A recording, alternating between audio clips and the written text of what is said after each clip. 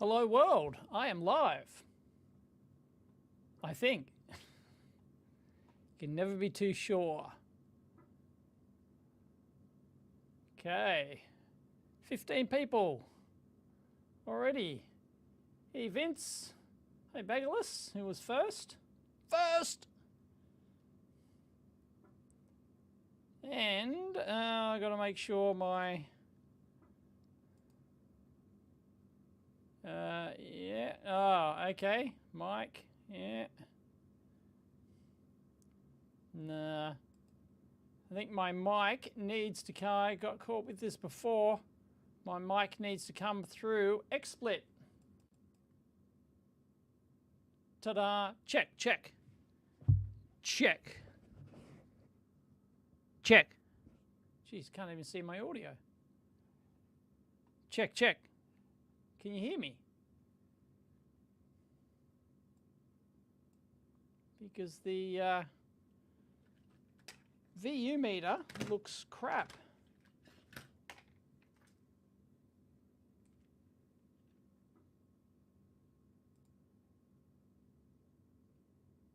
Check 1, 2. You can hear me. Check. Okay. How's the level? Because according to StreamYard, it's pretty crap, but according to XSplit, it's pretty good. Don't know who to believe. I can't believe StreamYard haven't got their shit sorted. I mean, they're one of the biggest streaming multi-platform thingies out there, and they can't even have a bloody VU meter or something. It's ridiculous. 5x5 in Boston. Hello from Florida. Yeah. Sounds good. Level a bit low. Okay. Well, no, I'm max volume. Sorry. No, hang on. I have the tools. I have the talent. Check. Check. Check, check, check. Wow, I've turned my absolute mic up to max. I'm probably distorted now. The VU meter, am I distorting?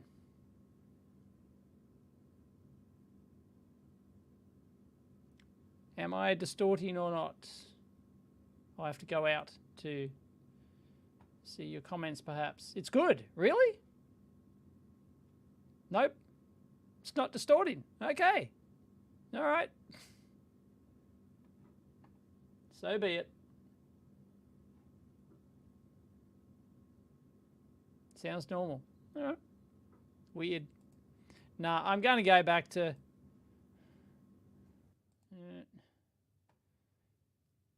How is that? Is that different? Is that lower level or same level as a second ago? I just love all this live streaming shit. I was just listening to Tim Dodd, the everyday astronaut, and he was saying he almost gave up streaming all this stuff. It's lower. Yeah, I thought so. Yep. All right. I'll try and boost that here. In the Windows. Properties. Levels. I'm only at 90. I'm going to 95. 95%. I am now 95%. Don't want to go to 100. Should go to 11.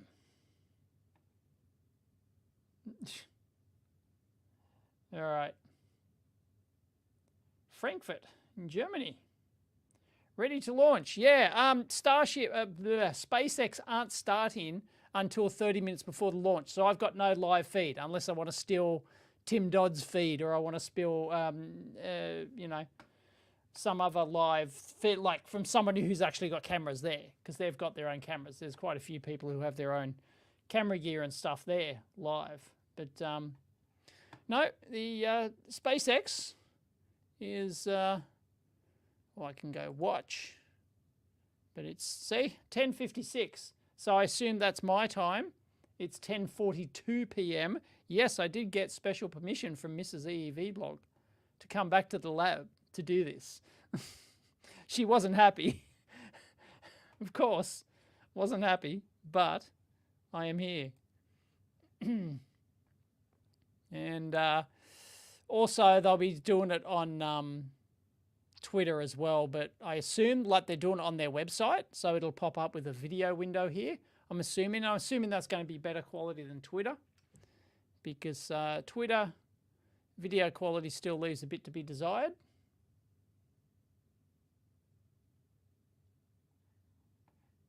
Yeah, I just noticed that Rassembot, Tim Dodd's stream, yeah, you can't write comments. I had to subscribe. I was subscribed on my main channel, but I was logged into my second channel. I wasn't subbed.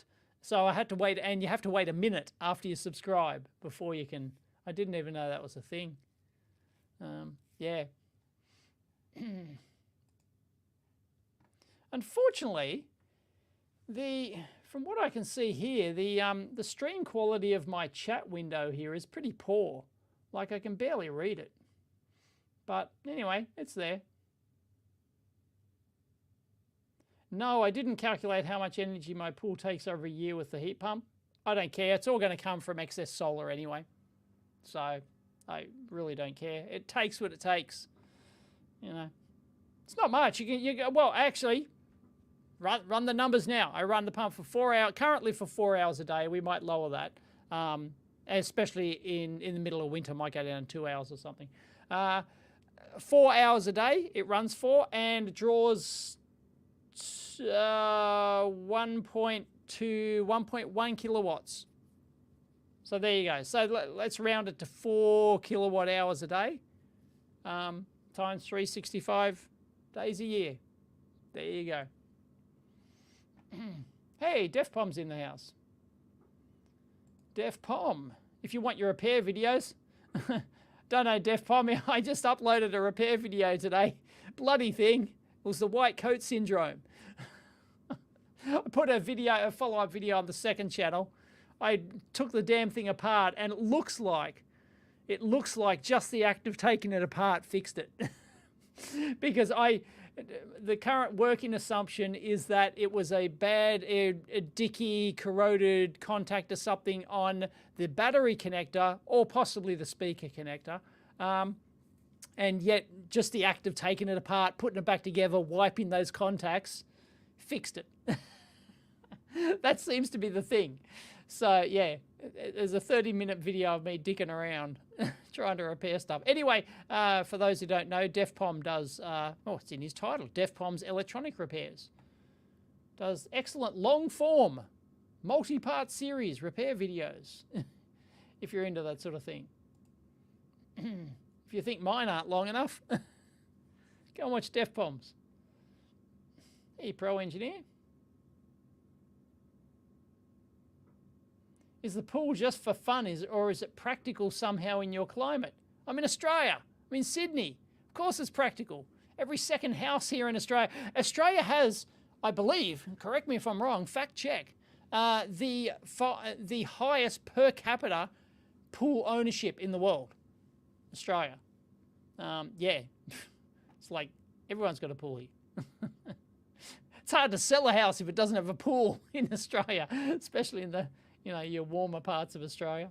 Yeah, it's very, very common, very common. So yes, it's not just of course it's for fun, and practical. It is practical. It's not like the water freezes over in winter and we can ski on it, and ice skate on it or something. Doesn't happen. I'm in Australia. Mike's electric stuff in the house, people. Literally half the things people give me to fix magically start working as soon as I look at them. Sometimes even does it over the phone. I'm laughing because that's not the first time I've had that happen to me. I've been on the phone, trying to troubleshoot a repair remotely, and yep.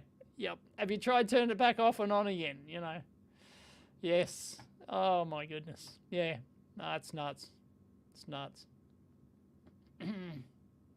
Yeah, as soon as I uploaded the first video, then everyone came in with the comments and said, oh, it's the battery. It's the ESR of the battery.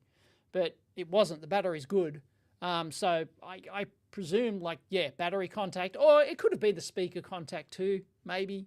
You know, and on the low base frequencies, it was drawing extra current and it was causing the power supply to drop out. And that was causing these farting noises.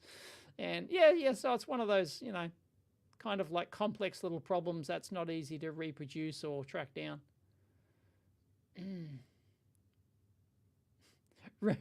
I can reverse my heat pump to turn my pool into a skating rink. Yeah. Can anyone read the comments that's on my stream, that are overlaid on my stream? Because in the window here, I can read them, but they're pretty pixelated. And I don't know why that's the case.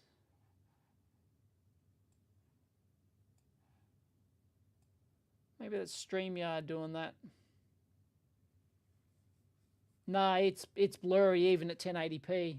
Barely. Yep, nope. Says Chris, yeah, okay. Yeah. Anyway. I'll leave them there. Oh, no, hang on. Give me a shot. Hang on. I have the tools. Have the talent. Again, I can do this. I'll show less comments, but expandified. Expandified. That's a word of the day. Add source, desktop capture, smart selection. Should I do smart selection? Probably not. What if I do, say, 5 comments like that? There we go. Look at that. Look at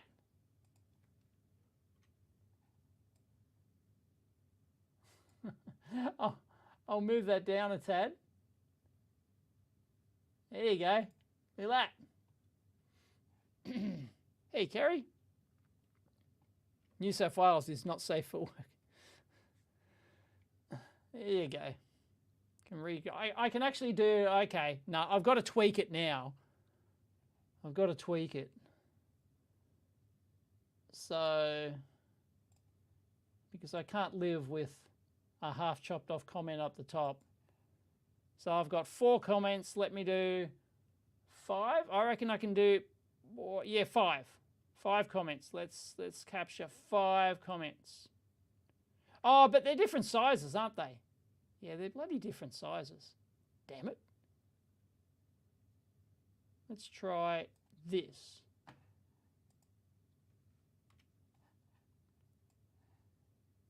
Look at that. Look at that. Beautiful. I won't even expand that. There you go. Yeah, pro streaming. This is pure talent right here. That's why they paid me the big bucks.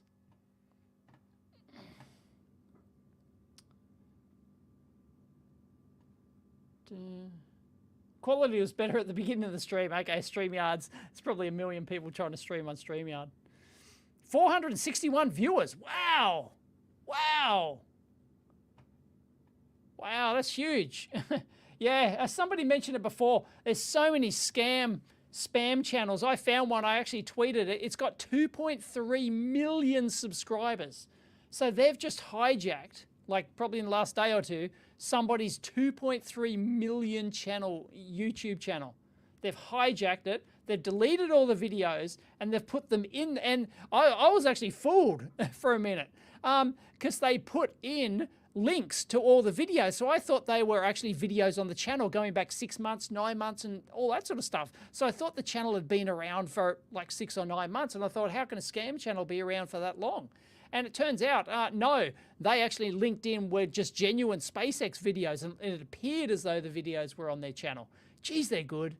These scammers are good. They really are. Unbelievable. Yeah. They're good in the first place to scam you, to hijack your channel, and then they've got it down pat. They must have all these scripts. As soon as they hijack a channel, it'd take you forever to do it manually. Somebody's actually set that up.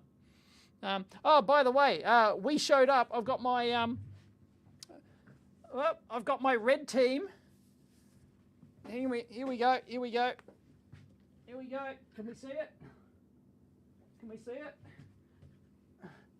There we go. It's not SpaceX, but it is Artemis. It is Artemis, because I was sent this T-shirt by the Red Crew. Sorry, yeah, I think it's the Red Crew, who, ooh, just happen to have a fail button here. It's not a good omen.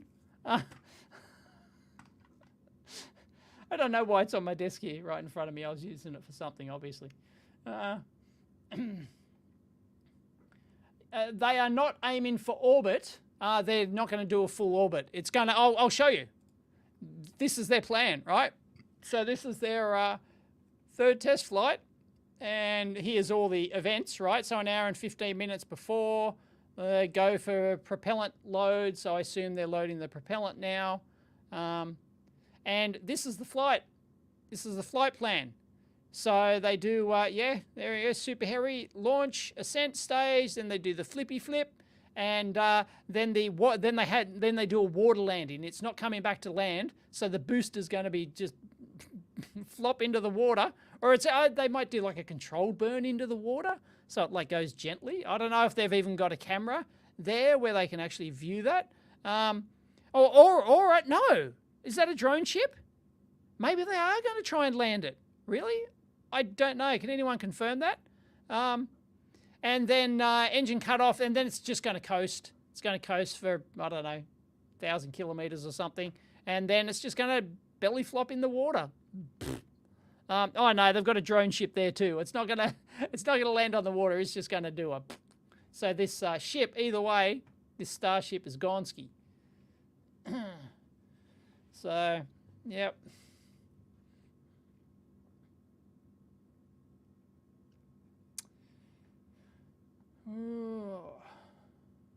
No booster recovery. Nope. Oh, as far, oh, you're confirmed. You would be surprised. No, Kerry. No, I don't think they're going to recover the booster. Can anyone confirm that? Whether or not they're actually going to recover the booster? Sorry, you don't watch the EEVblog live SpaceX launch for the in-depth technical knowledge of what's happening. You just go, I don't know, someone give me a fact check. I got no idea. Delayed till 8 a.m. Central Time. So that's another half hour. Bugger. Okay, let me go over to, hang on, I'll go over to Tim's channel. He's still got an hour left on his countdown timer, and he's usually Johnny on the spot.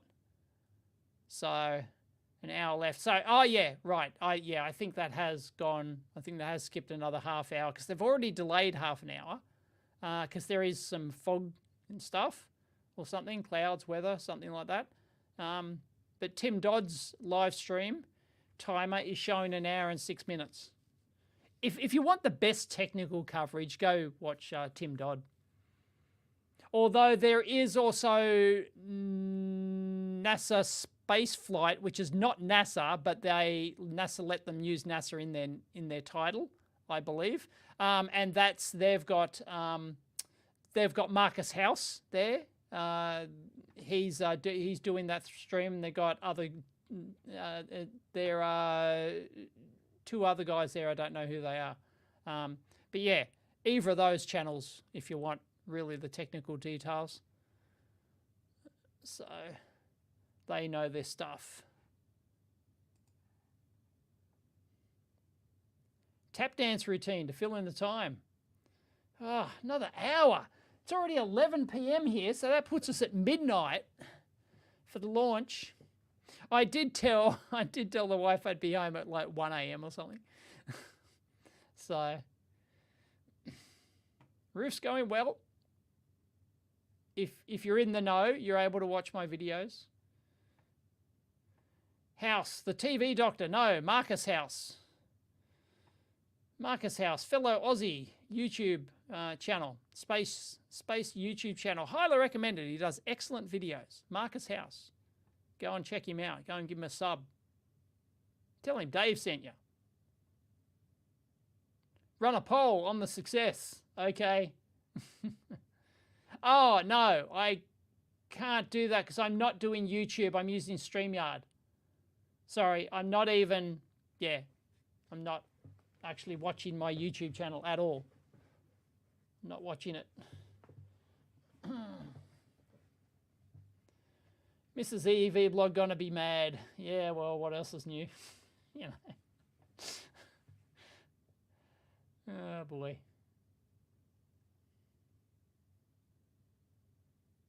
Rassembot, they banned you.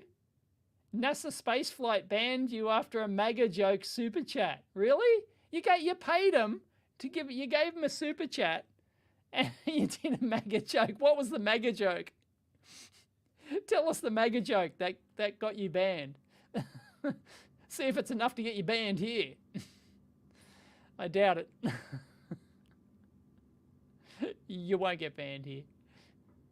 Who wants to hear Rassembot's MAGA joke that he got banned for? Was it pro-MAGA or anti-MAGA?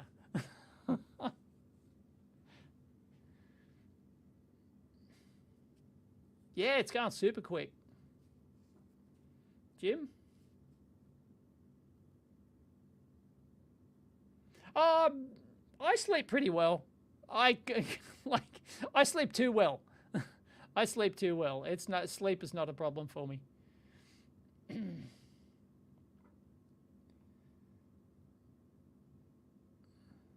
Oh, you don't remember, it was too long ago. Okay.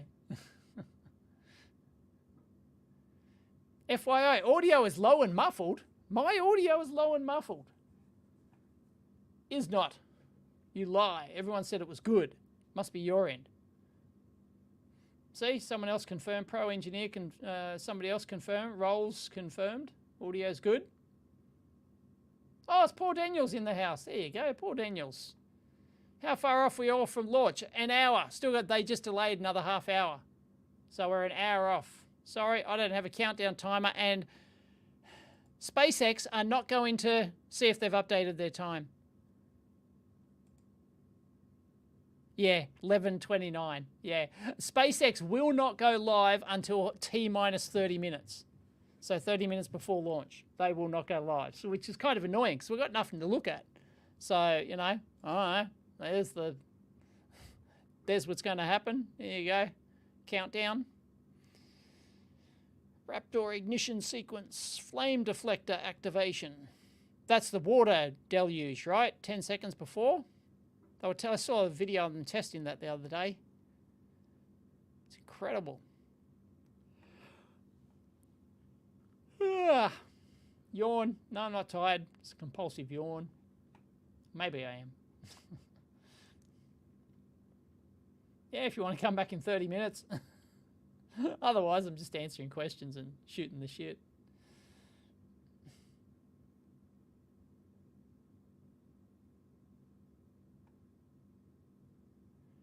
People still complaining. Low audio, low audio.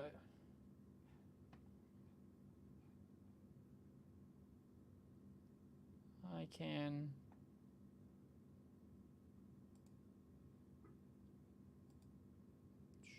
check. Well, you are right. According to StreamYard, it is low. The StreamYard little pissy VU 5 LED VU meter bullshit. According to that, should be better now.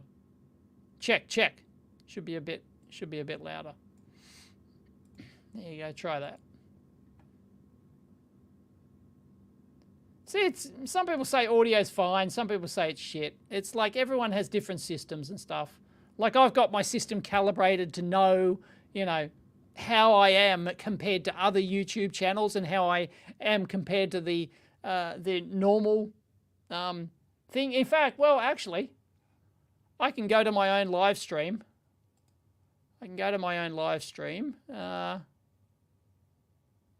And .com/EEVblog2. Can you actually get stats on live video? I've never tried it. /EEVblog2. Boom. You probably heard me yapping there.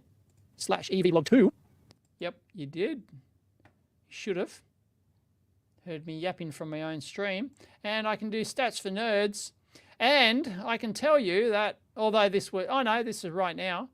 I am, where's normal? No, volume, normalized. It just tells me 88%. Okay, it doesn't tell me, right. No, it doesn't tell you like it does for a normal video. Right. Oh well. So much for that. There you go.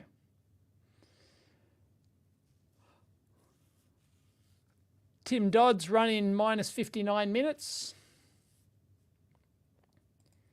And counting. Stats for nerds is working fine. Yeah, it works. It pops up. But it doesn't have the normal audio figure there that it would have on a normal video. It just gives me some percentage figure, which is different to how it normally works.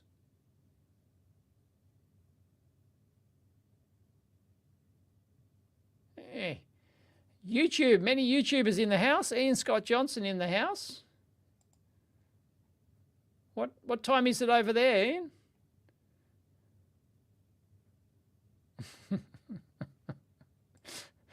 Maybe someone didn't upgrade to Monster 2-inch diameter OFC unipolar braided headphone leads. You forgot about cryogenically frozen.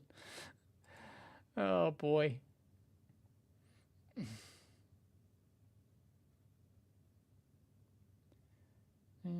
Yeah, well, if we had like a live stream with background stuff in it, I think the audio's fine. There's that yawn again. Oh, there you go. You can now comment on X without subscribing. There you go. I've got a comment on X. I got another one. There you go. StreamYard now supports comments on X. They've previously successfully and in record time got to T-minus 10 seconds. Yeah, StreamYard never used to do that because the good thing about StreamYard is that it pulls in. Like you see in the icons. Here's a comment from Facebook, right? I'm just waiting for the launch to start shaking your house. Oh, you're just nearby. Awesome. Wow, I'd love to. I've never seen a rocket launch. I would love to see one. That's on my bucket list. Yep. So yeah, it's a good thing about StreamYard is it pulls in all the comments from every place I'm streaming to. Streaming to X, Facebook, and YouTube, and it pulls in the comments from them. And it's only that's a new feature, being able to pull in X comments. Because X aren't really comments; they're posts.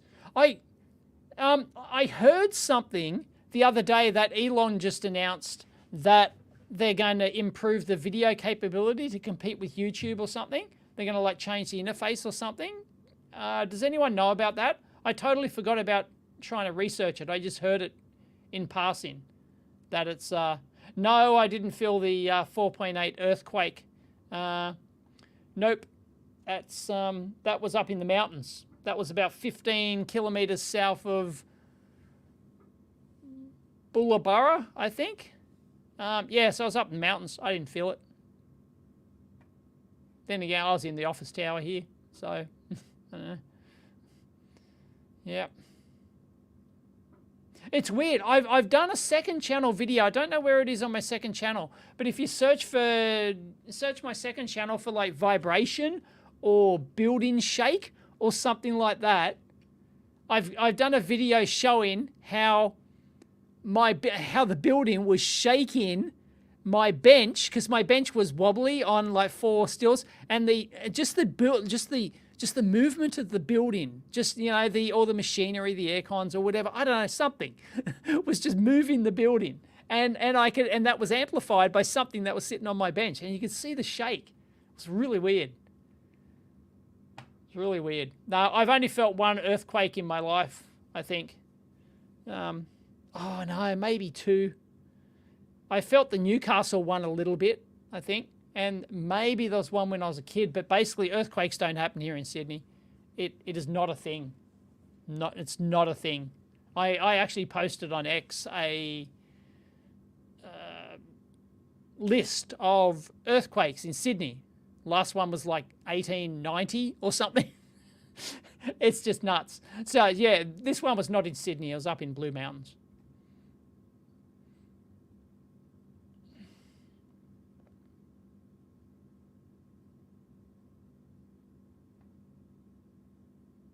Much lower. 3.6 was it? Yeah, it was just west of Warragamba. It was, yeah, west of Warragamba somewhere. South of the highway. About 15 kilometres south of the highway. And probably the same distance from west from the dam.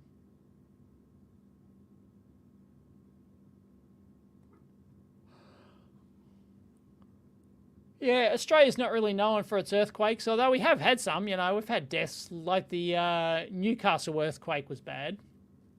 Can't remember how many died in that, but I think it was quite a few. So, you know, we've had the odd one, but Sydney doesn't get them.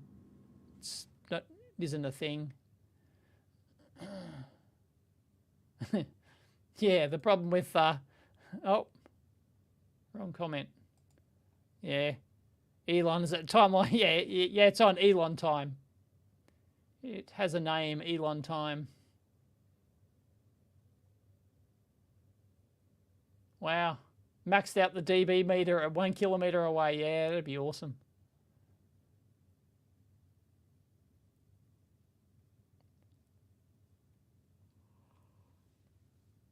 Ugh.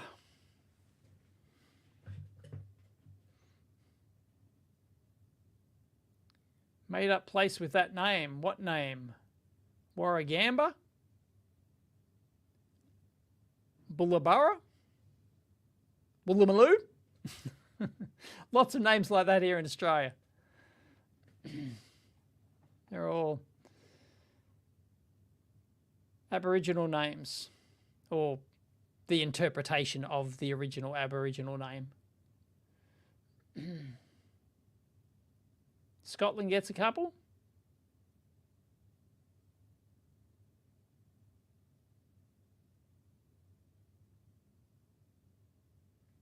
+100 quakes a day. Where the hell do you live, Gunnar?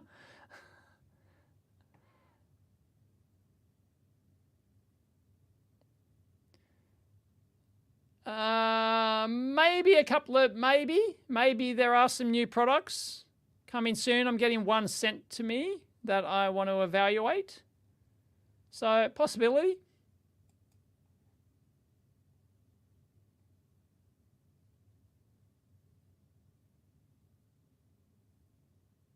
Coolabah.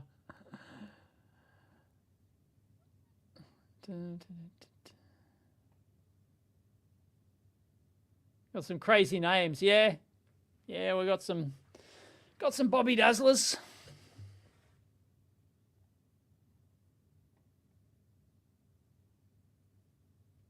Oh, Iceland. Okay. Right. Lots of quakes in Iceland, really. Wow. That's also on my bucket list, Iceland.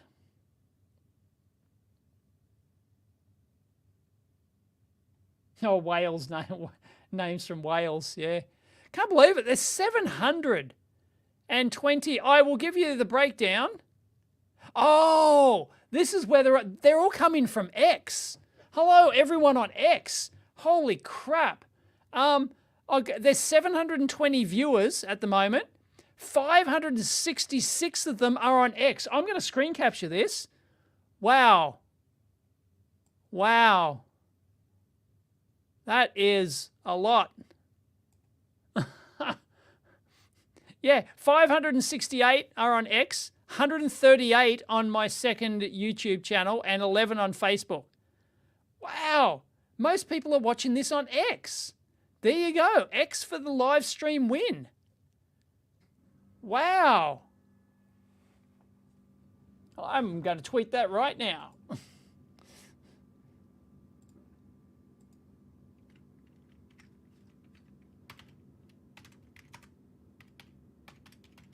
Wow, X live stream traffic dwarfs. I I can't spell dwarfs.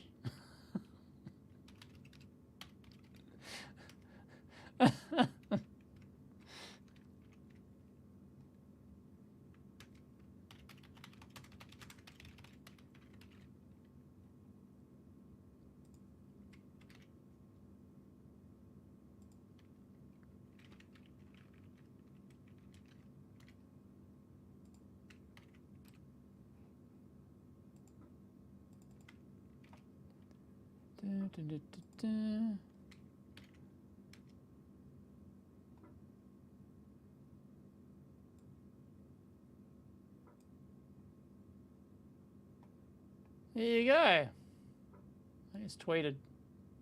Sorry. I'm back. I think it's what? Maybe 40 minutes left?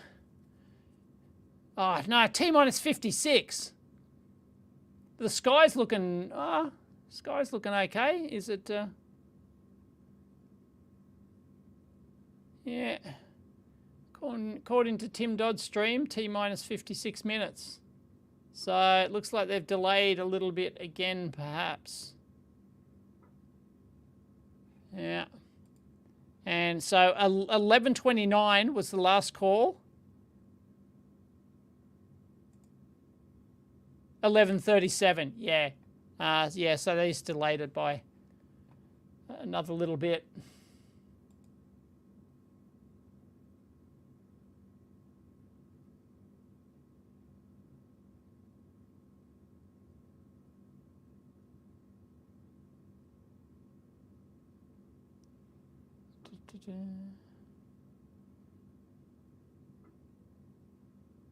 I don't know if that's concurrent viewers or impressions, Tim. I don't know. If anyone knows, leave a comment on the X under my post I just did with that. Yeah, I don't know. I'm not entirely sure. So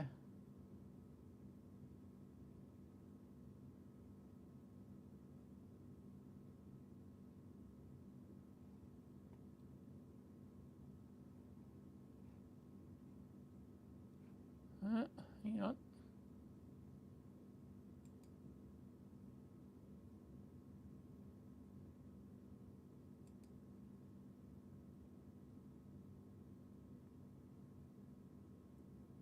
Yeah, I would say it's a live count too. Yep, I would say it's live. People actually have to be playing the video. Yeah. Yeah, that's really something. Wow. Wow, I had no idea. Yeah, StreamYard have definitely upped their X because it didn't used to show. You used to be able to stream to X, but it couldn't pull anything back. It didn't pull any stats back, and it didn't pull comments back, but now it does both. So X have obviously opened up their API, or StreamYard have gotten off their ass and finally done it. StreamYard could be so good if they just do like a few small things, not rocket science. They have I don't know who's freaking advising them, but they seem to have no clue what streamers actually need. Like little stuff, like a freaking VU meter, having a pop-out chat, being able to overlay the comment stream. I have to do it manually via XSplit and go back and feed it back up its own clacker. It's like, it's just bullshit. My God, how basic is it to overlay a chat on a live stream, on a streaming platform? I mean, God, can't even do it. Ridiculous.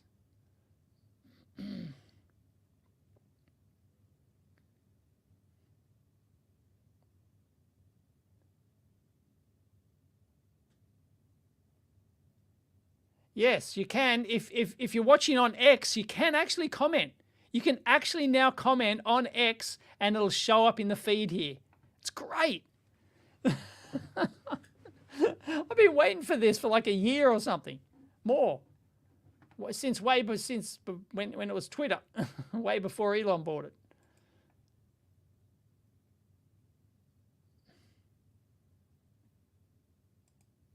Another X comment. My wife and her mum are there right now. Oh, no. Who cares if you're sick? Go. What are you doing? Get an Uber. Go. How far are you away? Go. Sick my ass. Come on. If you've got the energy to watch this stream and type in the comments, you got energy to get your ass there and watch the launch.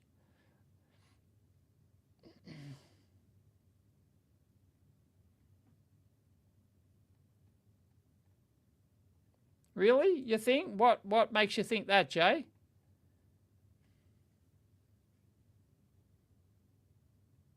Our impressions. I don't know. Okay, I will do this announcement right now. Can everyone else stop commenting? Everyone else on every other platform stop commenting. And I want everyone who's currently watching me on Twitter/X, if you could leave a comment under the video thread, however you do it. We'll see how many people reply. So only people on X, send me a comment. Send me a reply comment on X. And let's see how many show up. Please, I need every single person who's watching this on X to leave me a comment. There's our first one. Unbelievable. Maybe takes time for the stream to catch up. Hi. Thanks for the stream. Jay. Bruce. Is that it? Is that it? Come on. Let's go. Hello. Ian, hi. Okay, so we're not getting flooded. We're not getting flooded with hundreds of comments, but maybe people just, I don't know, have it on and they're cooking or something. I don't know, washing the dishes. But there's quite a few. There's quite a few. Kerry's tested. Kerry's doing dual streaming. Commenting on this cesspit actually works. Yes, it does. The cesspit that is X works. All right. Well, if they haven't done it by now, that's all right. Everyone else, back to your usual chat.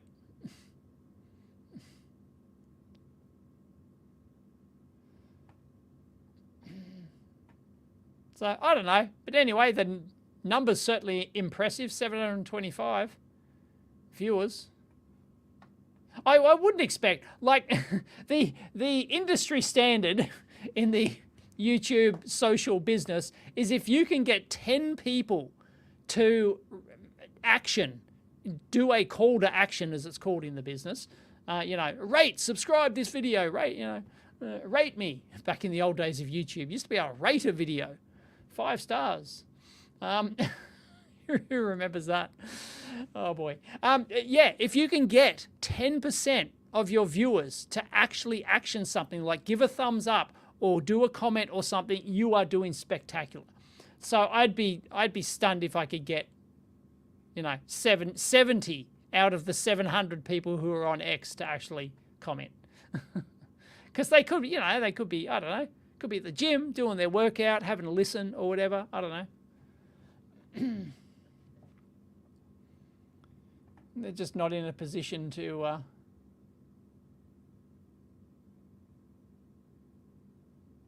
what? What's that, Angelo? You're getting polls to moderate people's messages. Looks okay. Why are you getting that message? I don't get it. Oh, it shows the live viewers at about 12 and then a bucket for other viewers. Oh, I've got to see this for myself. Hang on, I'm going to go into the X's and EEVblog.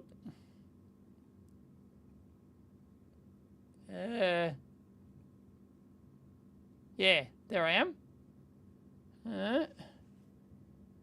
It shows Shows 747 views. Okay. Yeah. Not sure where you're getting that from, Ian. I'm getting, yeah, mine just shows 747 views. Sorry, 757. Oh, maybe, it's stats. Okay, impressions, 631 impressions. Engagements, 115. Link clicks, 35. Don't know. Yeah. Hard to tell.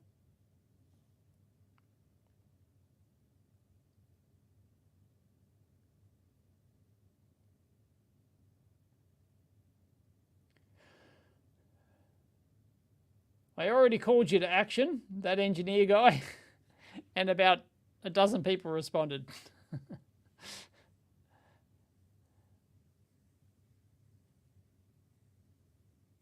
It shows in the X chat nicknames, but full names in the list here. Interesting. Like that engineer guy. Anyway.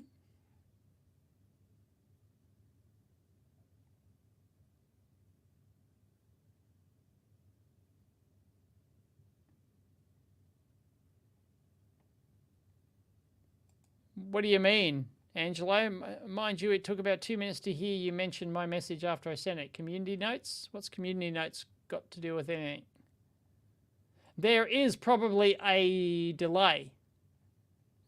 Some people have verified there is a audio delay on X. Oh, okay. You've got the mobile app. Oh, sorry, Jay. I thought it was Ian. Right. View count, it gives more details. Okay.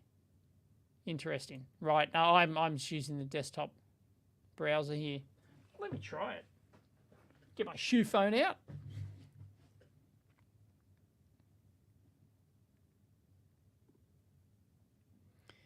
And okay, X to that annoying EEVblog guy channel, or whatever it is, feed. There we go. Yep, I am now playing my live feed. Yep, 808 showing in the bottom right, and if I click on that, shows total views. You're right. I think it is total views. Yeah. Yeah, it's total views. That's what it... Yeah, I can't get out of that now. Yeah.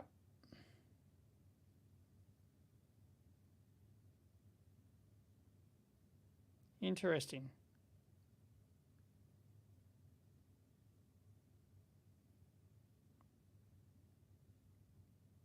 Theater mode. Ask for follow? You can beg for a follow? Oh no, sorry. No, total views is 0. It's just got a dash for total views. So, I don't know. Once again, I'm not seeing what you're seeing, Jay. Don't know. Do a flip. Just like the SpaceX is going to do. It's going to do a flippity flip.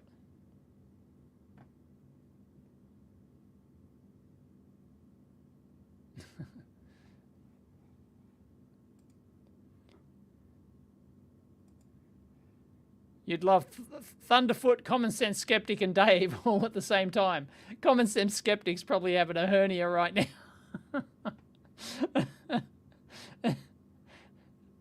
He's a tad anti-Elon. Oh, 1 hour again, 4th delay. Oh, what's the odds of a scrub? Isn't it pretty big now? Isn't it like one more delay? Didn't they have like a 2-hour window? Oh, bugger. Really? Everyday astronaut is... yeah, 58. No. Yeah. Yeah, 58 minutes. So if we go back over here, it was 11:37. Now it's going to be what, midnight? Oh, 11:52. Oh well, still. Oh no, that's when the stream's starting. Right, the stream starts at 11:52. So it's not until like 22 past midnight. So yeah, 22 past midnight here.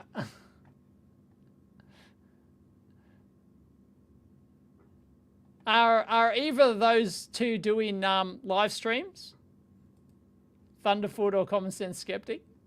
I don't think they would be, but no, I think Thunderfoot did one last time. I think he did a live stream last time. Can anyone verify if Thunderfoot's live?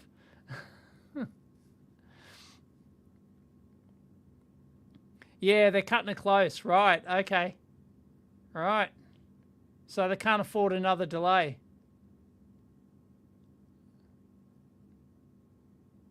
He is? Yeah, Thunderfoot's live. Can everyone jump in the Thunderfoot? Let's spam his comments. Can everyone jump in the Thunderfoot live stream and comment? Dave from the EEVblog says hi.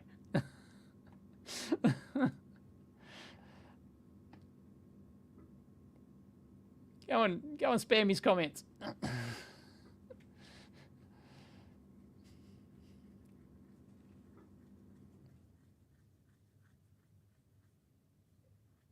Time has already passed 12 GMT. Don't know. Oh yeah, right. No, they're just going to make it. I think they're just going to make it.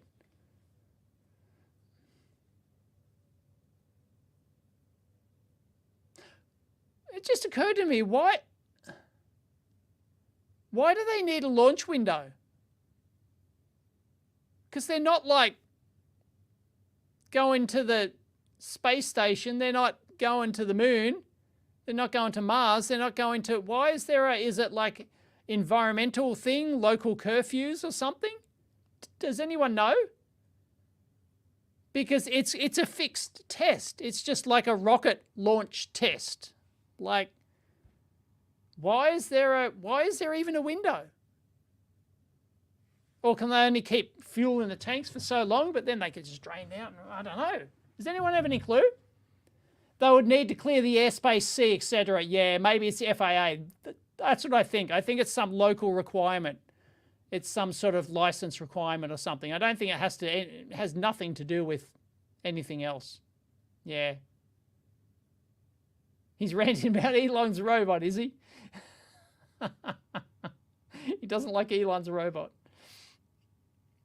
Thunderfoot's chat is scrolling too fast. Okay, he's got a way bigger audience than mine, obviously. I've got 177 people watching on my YouTube channel, and they would be genuine views. 180 people. I assume Thunderfoot's got like quite a few times more than that.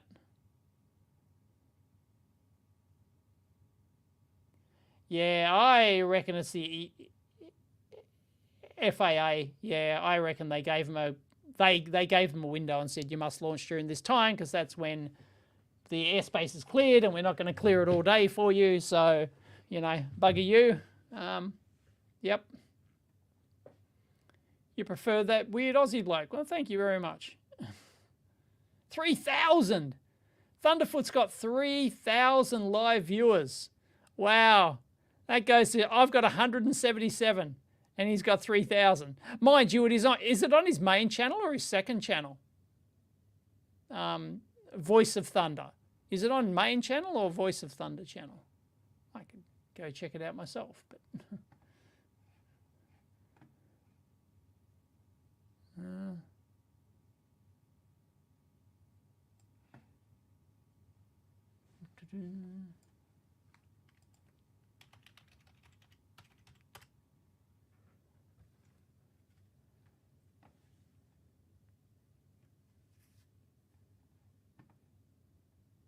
Oh no, it's on his main channel. Yeah, it's on his main channel. I suspect I might have more viewers if I ran it on the main channel, but I don't do this sort of stuff on the main channel. Liquid oxygen through them. I don't know how to do it, but you know, irrespective, doing that in space is going to be a problem. And when they say they're going to do an in-flight Raptor refiring, not quite the same deal as having had it sat in deep space for 6 months to a year before lighting it back up again. Yeah, he's talking about the cryogenic. Anyway, and then they're going to launch it, and they've not updated any of this. So it's sufficiently low energy stuff that they've not updated this for. I'm going to sneeze. Oh boy. Yes, he's on his main channel. I don't know. I rarely go live on my main channel. Rarely.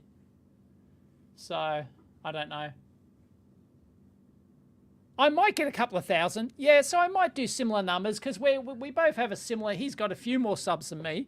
Like, you know, like 100,000 more or something. But it's not a huge amount more. So, yeah, I'd imagine if I went live on the main channel, I would get... I'd probably... crack 1,000. Be surprised if I didn't. Yeah, he's got 3,000. Wow. People want to see the train wreck.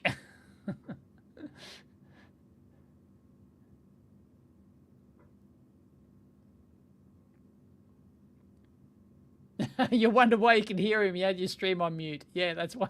Sorry. I can troll people by putting Thunderfoot live over me.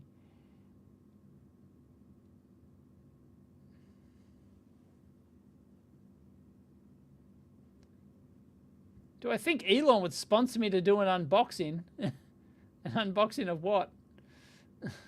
The Tesla bot? No chance.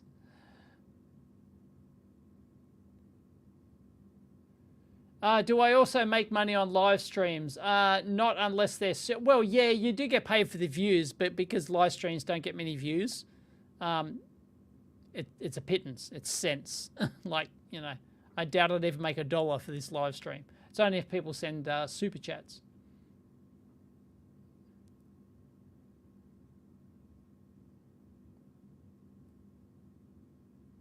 Oh, seriously? Is this shit happening here? Like, a century-old statue of Queen Victoria in Australia has been toppled by vandals. The statue was pulled down in a park in Geelong in Victoria. The bronze statue stood since 1912. Oh, fucking unbelievable. Unbelievable. Yet they won't do anything about it. Because it's in the name of social justice. Fuck off. Yep. Unbelievable. Yeah, they tore down Captain Cook's statue. They tore down another one at a war memorial somewhere. Was that in Melbourne? Something like that? I think I tweeted about that one and was like, are the police going to do anything? Like, they did it in the middle of the night, right? They did it in the middle of the freaking night. They know exactly where it is. All these people are filming it with their shoe phones, right? The police are able to get the records of which phones were in that location at that time of night. There'd be no one else there.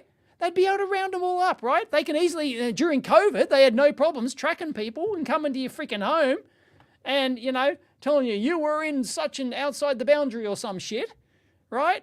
No problems doing it during COVID. And they can't find the bloody people who, you know, toppled the statue. It's bullshit. Yeah, it's very un-Australian. Yeah. Yeah, the SJWs are going to SJW. Yeah, sadly. Unbelievable.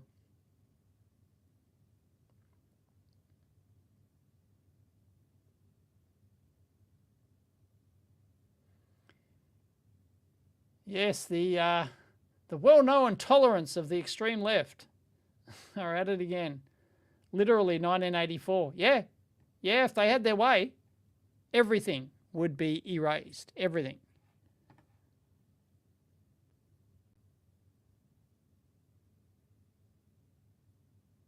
Yeah, vote for someone who isn't the two main parties and not Greens. Yeah. Yeah, unfortunately, I don't have a local independent candidate in my district here, in my seat. I don't have well, we did like maybe 10 years ago, there was an independent, but there's no independent to even vote for my local seat. I thought about running because there's no independent. I thought about running for shits and giggles.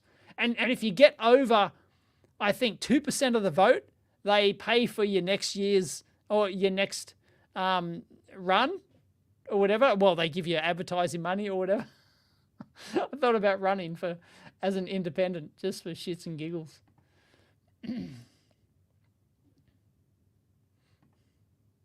History is not living in statues. Yeah, but you don't tear them freaking down.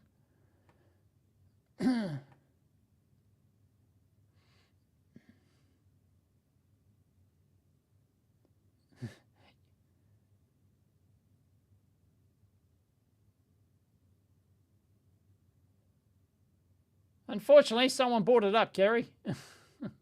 Someone just gave me some local news. Senator Dave. No, I wouldn't be a senator. Senator's a different thing.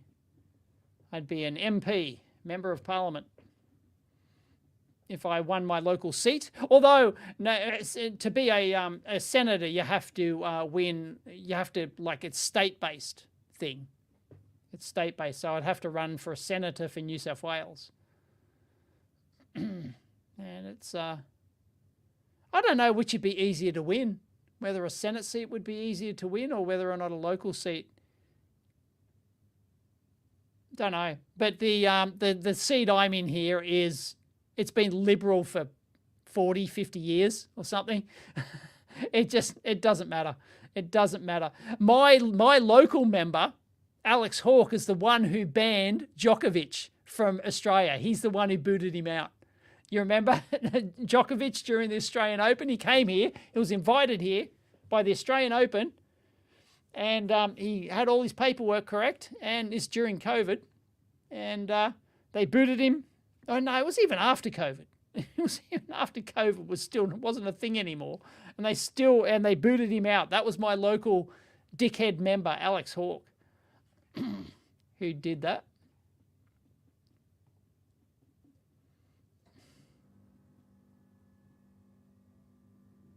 I would not like to be Prime Minister. I'd only be Prime Minister if I was a dictator, if I was allowed to be a dictator.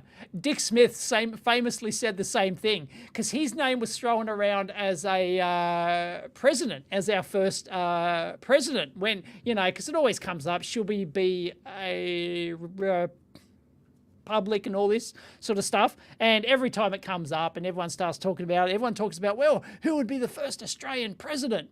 And Dick Smith's name was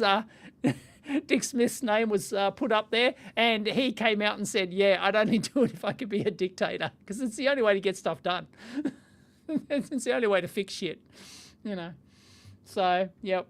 And he's right. Like, otherwise you just have to play politics, and it's just all bullshit.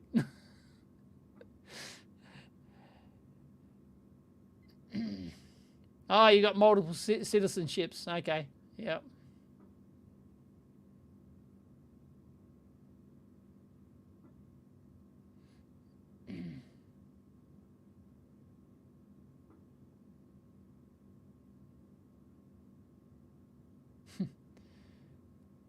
Yeah, a friend of yours has full-blown TDS, yeah.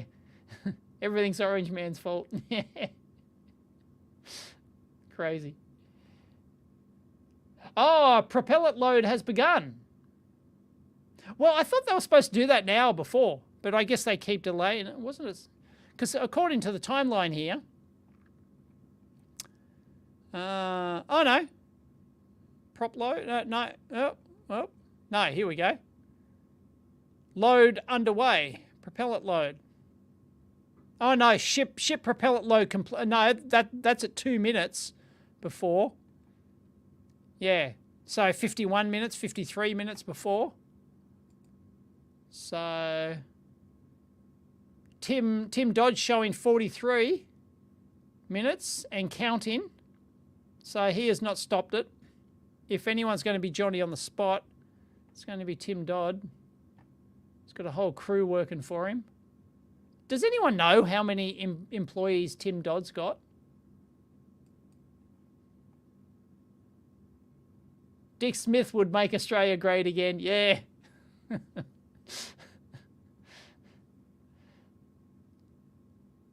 Make Australia great again is still MAGA.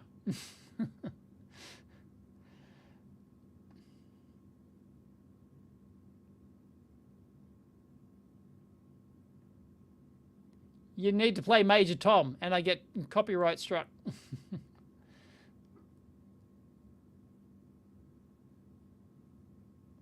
I don't think they can keep the fuel in there long. Yeah, I think this is last shot. I don't think they can actually delay again, otherwise they miss the launch window. Their allowed launch window, which I believe comes from the FAA.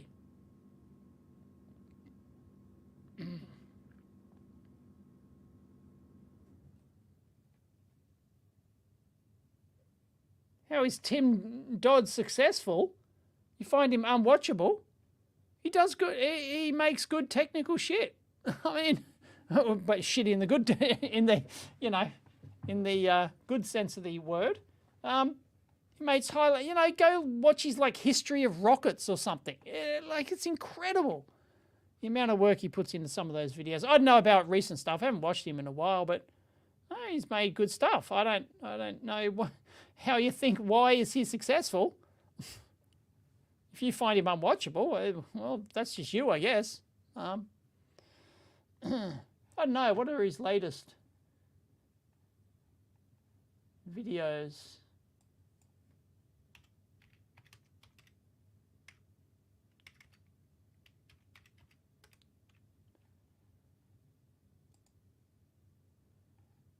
I don't think he's been doing... how do they compare?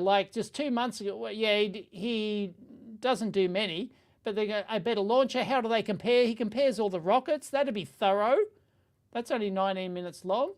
How can you not what it's like to build a rocket engine? Yeah, I think I watched, or at least part of that one, where he got hands-on with an old rocket in a museum somewhere and tried to figure out, it's good technical stuff. I don't know why. 139,000 watching. Has it started? 11:52. Okay, so we are 7 minutes away from the SpaceX stream starting. No, I'm not going to collab with Thunderfoot on this. We did not tee up anything. I didn't know he was going to stream. He didn't know I was going to stream. Don't know why we would. We've got our own audiences. Do I plan on reviewing the new Siglent SDS 800S? No, I don't have one. I think they might have emailed me about it, but I was on holidays. I was on my long holidays back then. I don't. So yeah. The answer is there are no plans. They have not sent me one, and I have not asked for one. Yes, I agree. Scott Manley is very good.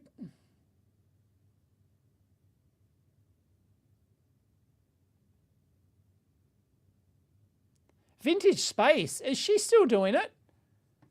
Vintage Space.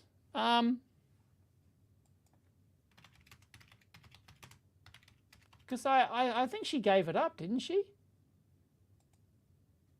Amy Shearer Teetle, if I'm probably butchering the pronunciation, but I haven't seen any of her. No, 2 years ago was her last content. Wow. Does anyone know what happened to Amy Shearer Teetle, the Vintage Space chick? She was good. I really enjoyed watching her content, and she hasn't done a video for 2 years. Does anyone know? She's doing commercial stuff now. Like what? What sort of commercial stuff? She's on Twitch doing, I do remember she did Twitch streams back in the day, but is that all she does these days? Really? She gave up her main channel content? That's mad. I would think that Marcus House is quite excitable in person. Yes, I would get that opinion. Yeah. Him and I chat a lot. We do private DMs and stuff. We chat about a lot of stuff. Marcus and I. Haven't actually met him, though. Seems like a top bloke. Show us her channel. Her channel is here.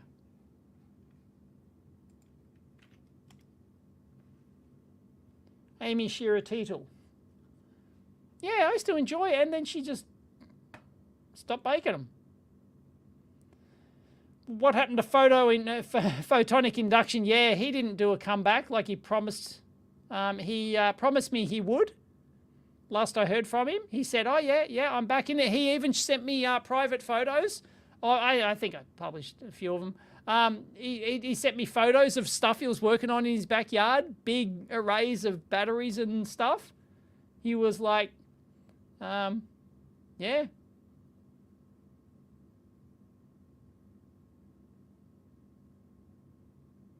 She burned out, did she? Well, that's a shame. And it's only non-space related stuff now on her. Oh, she has another channel. Okay. All right. Where's her other channel?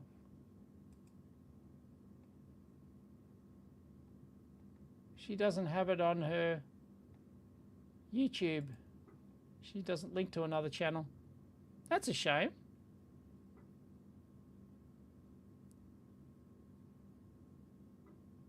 Scott Manley's live on the BBC commentary, is he?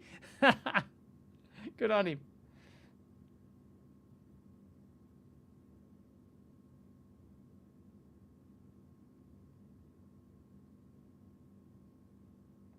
Yeah, I'm not sure about that Don Lemon thing. I'm not sure what the real story is there.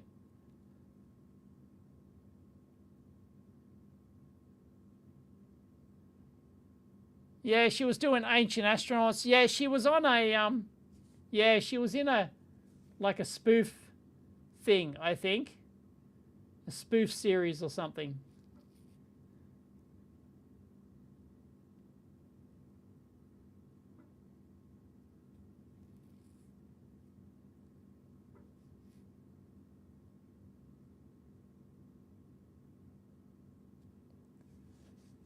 Yeah, Australia might have a rocket launch.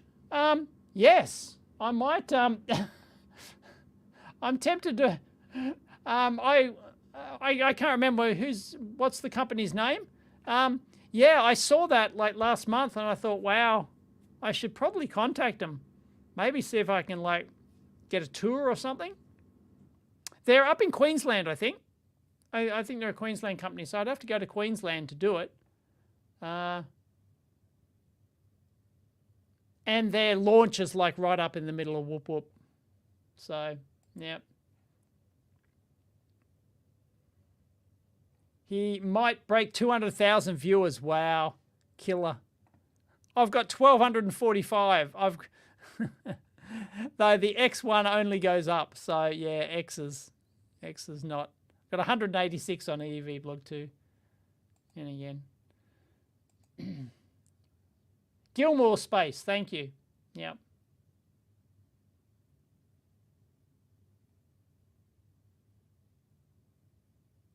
Oh, okay. I don't know who Explosions and Fire are, but they got a tour, did they? Okay. Explosions and Fire.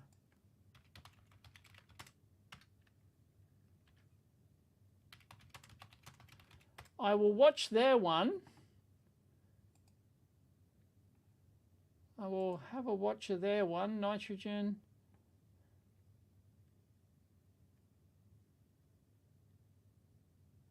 Okay, I don't know where the video is. Can you send me a link? Can you send me a link to the Explosion and Fire interview with them, or tour, or whatever? Yeah, I want to do more. Yeah, I want to do more site tours, but I got to get off my ass. Like, I've got one planned, well, semi-planned to the site in Springs Observatory, but, you know, got to go to Dubbo. Isn't too much of a drama. Take a train to Dubbo, like a good train ride. Yeah, I was supposed to do that last year, like end of last year, November or something, and yeah, I had too much shit on. You know, I've got to take like 3 days, like it's like, because, you know, you got to take like a day to get there, then you got to have a whole day to film, and then you got to have a whole day to come back. It's like, you know, 3 full days out of the week, and like I've got responsibilities. There's only 2 days a week. 2 days a week when I don't have kid responsibilities, and even then, you know, they pop up every like last minute stuff here and there. You know, things dynamically change, but yeah, it's like, yeah, it's hard for me to go away for like 3 or 4 days somewhere. All the way to Dubbo. Yeah, lol. Yeah, it's like a 5-hour drive, but still, like, it's basically a day to get there, it's a day to film, and it's a day to get back. And I've got kids, you know, and a wife that also works. Like, you know. Yes, the road tour. Yeah. Keep kicking me up the ass for the road tour. Oh, really? You work at Gilmore Space? Really? Let's do it. Hook me up.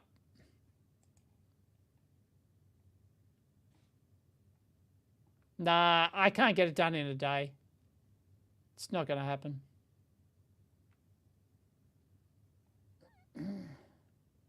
SpaceX alive. Okay.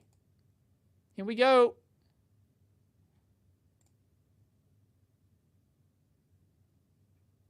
No, they're not. Oh, I've got to click on it. Oh, it takes you over to Twitter. Really? Takes you over to Twitter. The thrust, and with some upgrades that are planned for the future, it'll have 3 times the thrust.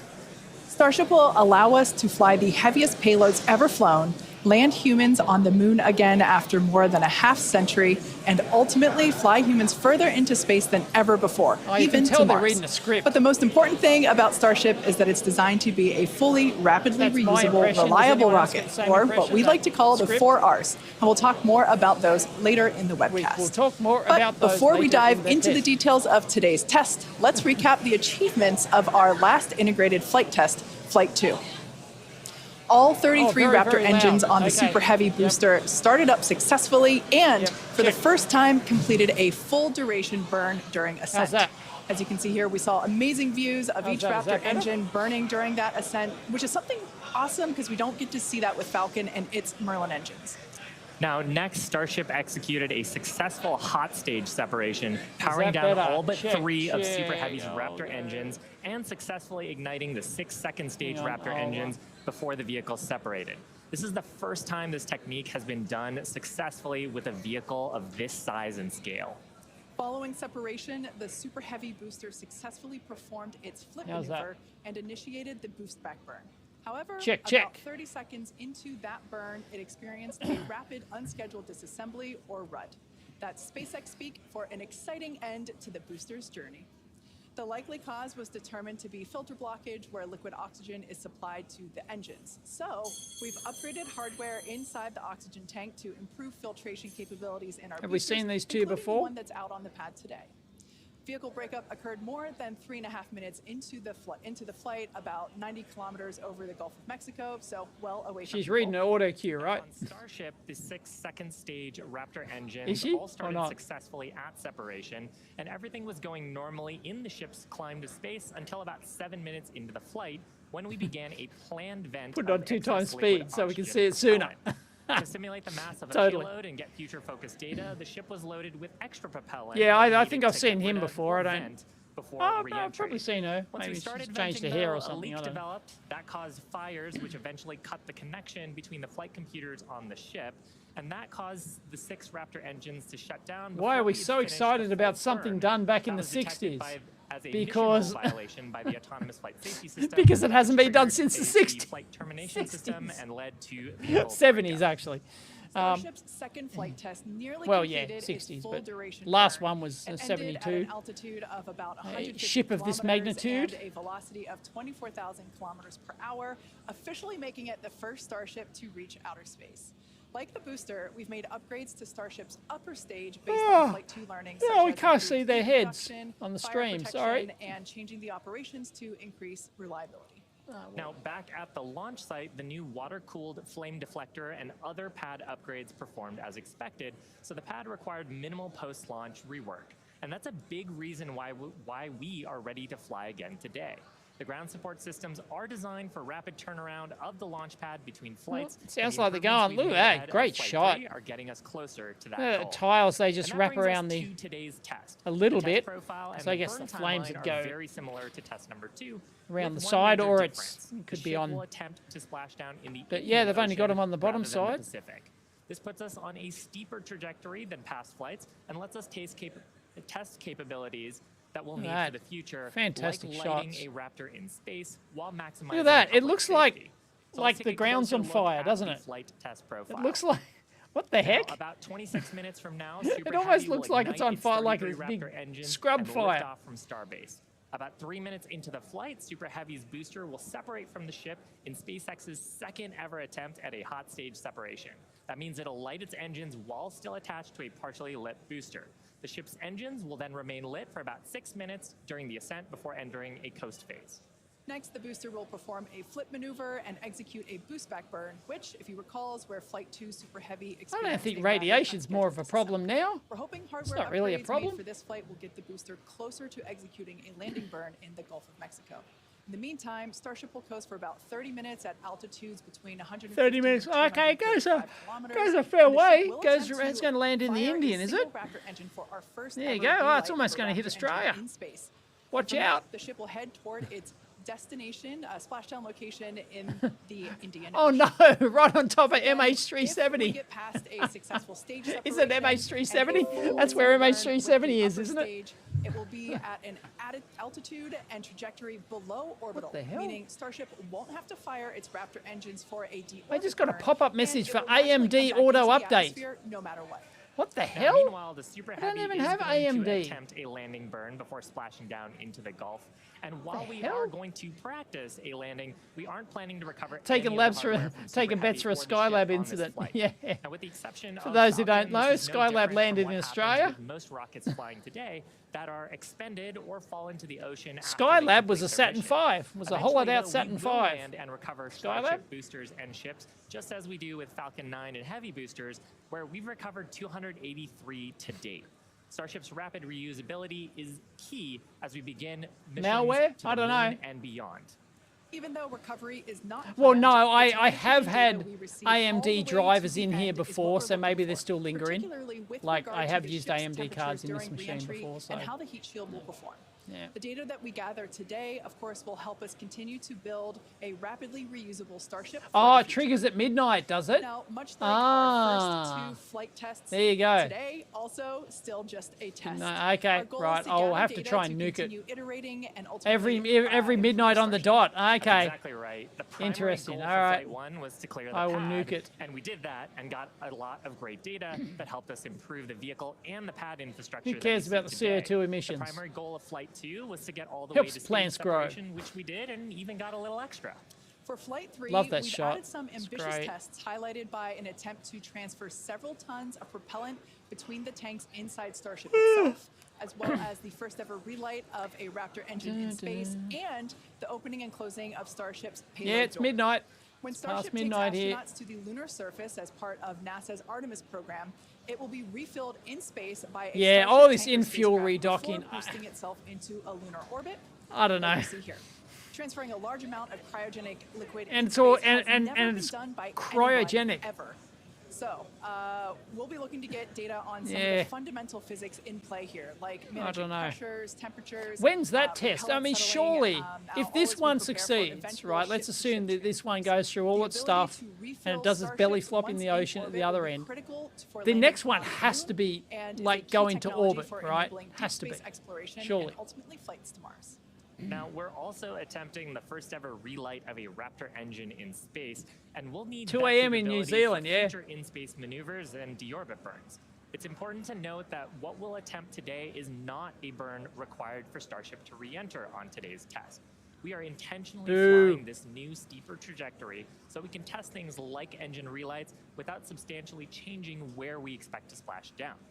And if Starship manages to make it all the way to re-entry, we will collect valuable data on the vehicle as it flies through the Earth's atmosphere at hypersonic speeds, or more than 5 times the speed of sound. We expect if those tiles work. Like this animation on your screen with the heat shield tiles. I don't know. Yeah, Starship is like the thing is, if Starship works, right? If it does actually work, it's going to be a seriously potent, you know, tool. There'll be nothing else that can touch it in terms of payload capacity to space. It'll be game changing. It'll be game changing, but I don't like its chances of doing a lunar landing. I don't like it as a lunar lander. I think that's going to come a gutser. My spidey sense tells me it's not going to be a terrific lunar lander. But once again, if we could get these on the lunar surface, they make instant habitats and they make all sorts, you know, just to be able to deliver that sort of payload to the moon would be amazing. But you need like, what, 7 launches? Or something? 7 fuel launches just to get the fuel to do 1 moon trip? It's insane. Hey, thanks, Kate. Hey, everybody. I don't know. I'm Dan Hewitt. Good morning. Welcome to Starbase. I'm coming to you from the Raptor's Nest. Not economically viable. Flight controllers, also our Pad Red team. We're just behind the Mega Bay. Those are our super heavy boosters. Yeah, the red team. The red team's ready to go. I've got their shirt. Got red team shirt. Looking to launch a lot this I'll year. get the photo. Countdown has been pretty clean so far. We're not tracking any issues that are gating us on the hardware side and the vehicle side. From that on-time liftoff at 8:25 a.m. Central. There's the red team signed with Bill Nelson, the NASA administrator, signed by the red team. There you go. I've got this shirt. Item today is going to be the winds. The winds have started to pick up. We're still looking to be below our limits, but there could be a hold at T-minus 40 seconds just to make sure that the winds are acceptable before we go. We are actively loading propellant on board the vehicle. You can see by the frost line starting to build up. Looks like we're about 80% on the ship main tanks right now, and a little over 60% on the booster. More like a dozen, according to the Smarter Everyday speech. Yeah, I heard that. Liquid oxygen as like, oxidizer. Both of those get to it is a crap ton. It's an absolute crap ton of. Just to get 1 moonshot? I mean, like, how does that compare to the old Saturn V single? How much payload capacity did it get in a single shot, you know? Like, we made some pretty significant upgrades to make so much to be said for being able to do it in a single shot. Just to increase our capacity, we expanded the number even if the payload's small. And installed a dedicated fill drain line for each stage, but they were sharing one before. The ship doesn't return. It destroys itself. To get the propellant to the vehicle. We're aiming this they will not use the grabber claws. None of that's going to happen. On our wet dress rehearsrsal that we did recently. Eventually, though, we're trying to get that time down. I believe all of it's expendable. Just for some content. Oh, here we go. We got the fuel. So there, looks like they're going to launch. Unless something goes technically wrong, I think they're going to launch. T-minus 53 minutes, booster right around T-minus 42 minutes. We are about to pause loading. 53 minutes, so I've got to stay around for another hour after it launches. And then switch back to close out the main tanks. We're expecting all of the prop to be on ship at about. I'm going to drive the kids to school in the morning. And then booster prop load ends at T-minus 2 minutes and 50 seconds. Now our final countdown and startup sequence is going to be the same as Flight 2. We already tested this on this booster. Yeah, both Starship and booster going for a swim. Looking back for Flight 1, we bring back slide rules so we can get to the moon. Yeah. About 6 seconds later, Flight 2, we reduced that time by almost 2 I agree. seconds. Smarter Every Day is a legend for his speech he did to NASA. The efficiency of the rocket. I agree. Right now, we're just about to pass 18 minutes Totally away agree. from launch. Winds, again, they're still looking a little bit marginal, so we'll keep an eye on those. Winds we're not marginal. working any other technical issues, and the range is expected to be green. If we can't make our test today, we have backup launch opportunities in the coming days. Could be 24 to 48 hours. All just depends on how. Yes, you can read the you can read the guide on how to get to the moon. Just a little bit. For now, though, I'm going to send it back to Kate and Shiva out at Hawthorne. Thanks, Dan. The countdown is continuing to progress, so let's take a closer look at the world's Well, most that's the powerful plan, launch vehicle Rassembot, ever but developed. I don't know. They don't even know if it's going to work, and there's boil off. Apparently, is a big deal. So it's like you can't just keep it up there forever, and it's like it's a real problem. Future engine upgrades, it will actually be three times more powerful. Now, with those future improvements, that'll allow Starship to carry it's an all-nighter for me. And I'm going to get in trouble by Mrs. EEVblog. Depending on the configuration. For reference, Falcon 9's heaviest payload to date. Can someone link in Smarter Everyday Speech? Just go to his channel, and I'm sure you'll find it. Payload capability to orbit. And that matters because the amount of mass we're able to launch per rocket is No, it won't go over Australia. It goes to the west coast. It lands about where MH370s alone stands about 71 crashed. meters or 233 feet tall, and is about the same height as a fully integrated Falcon 9. It would take 6 days between refuels. Yeah, it's just nuts. Stacked together, It's nuts. the booster and the ship are I can understand that you can take a couple of hundred tons to the moon in one go, but I don't know. I can't believe NASA chose that solution. Quite a bit taller. Now, Starship's first They're stage going for has broke. a diameter that's about Well, look at 2.5 that. times that of Falcon 9, and we've got those 33 Wow. much larger Raptor engines. This 33 is a preview engines, of that's the just launch mount ridiculous. Looking up at those engines, and we need them to power through the Earth's atmosphere and gravity. To Yeah, you have to give it to those Elon. He's got massive balls, cargo, right? To go, well, we're going to do bigger than the Moving up N1 the rocket, Starship Soviet is designed N1, for vertical which takeoff and Kamagata landing on famously any several hard times. surface, and that's And as opposed to yeah, taking we're just going off to put and landing 33 on a engines runway on this as bastard. aircraft do. And That's important because there are no runways on the moon and Jesus. Mars where we're going. The ship, which we're looking at now, features 6 Raptor engines. 3 of them are sea-level engines, 3 of them are vacuum engines. That means that those 3 vacuum vacuum. engines are optimized with a larger engine nozzle to operate in the vacuum of space and get us higher performance. So is that the only difference between a air engine and a space engine, a vacuum engine? Is the nozzle shape and diameter? Is that the only difference? The body of Starship is also wrapped in a heat shield made up of 18,000 hexagonal ceramic tiles. Those are designed to insulate the vehicle during atmospheric entry. Can't believe it's all just a temperatures can be test. as It's all high as expendable. 2,600 degrees It's just Fahrenheit. incredible. One of our test objectives today is to an verify expensive how Starship test. systems and thermal Bloody hell. protection system tiles perform. And they've during got like the grid fins on it. Yeah, like it comes between down. the I believe it first comes and down second and does a stages full is our hot landing stage, which is maneuver critical thing, and it for might our even do newest like a separation suicide burn technique, before it which we hits the saw in water. action during flight But test 2. it's going to do it Yeah, apparently. that was a pretty exciting first for our So- team. Hot staging had never been But done damn, before the as part Falcon of a 9 reusable is space just transportation insane. system, let alone on a Insanely vehicle with the reliable. size and power of Starship. Now, and Now, at insanely about capable. liftoff plus 2.5 And it's just, minutes, the man, booster they're shut now down launching, most like of on its some 33 days, 3 a engines, day. leaving just 3 of them 3 running. a day. And then the ship I simultaneously think that's happened ignited twice in the all last 6 month. of its engines. It's just Clamps nuts. separated and the ship thrusted away.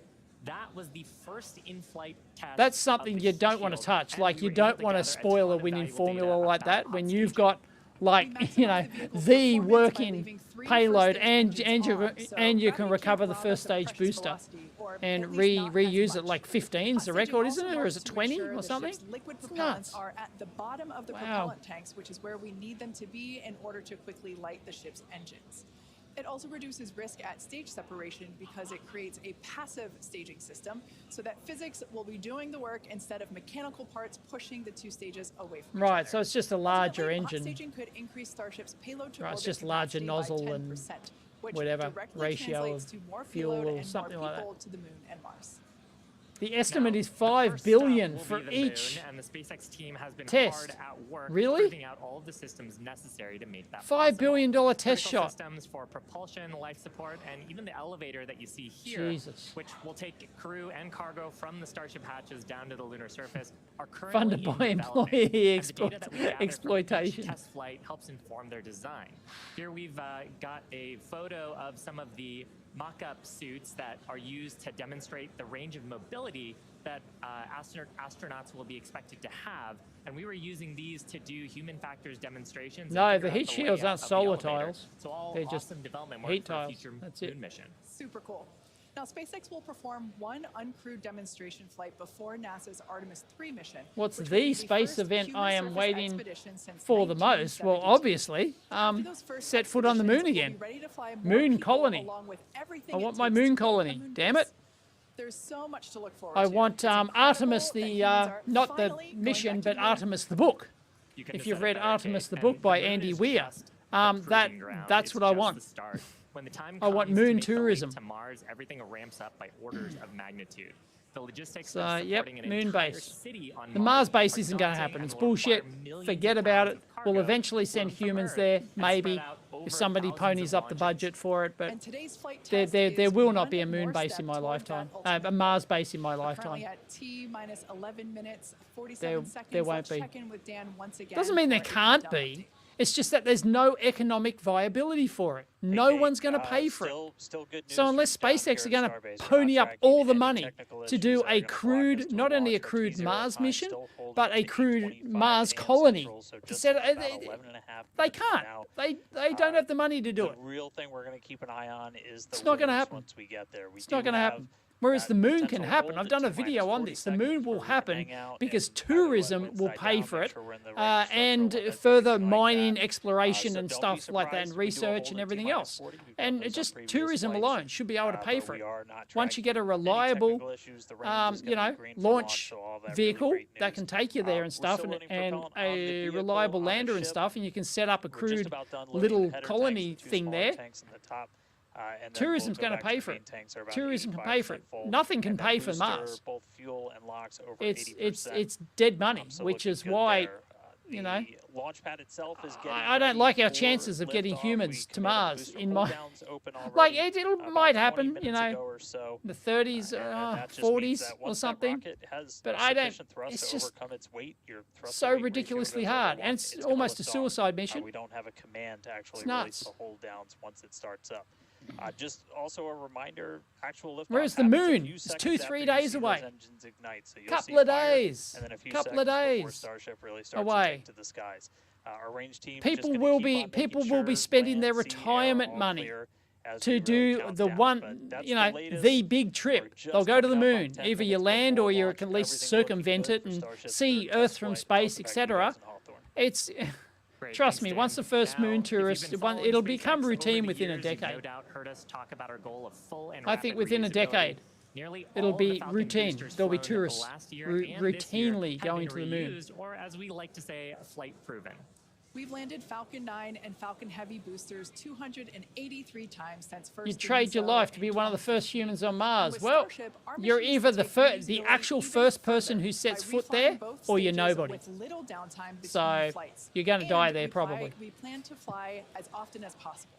As we mentioned earlier, rapid and complete But yeah, there's no doubt you can get people. Like, we could do it. Like, Robert Zubrin's Mars Direct plan can work, right? If you just want to send humans to Mars, set boots on the surface, you can do it.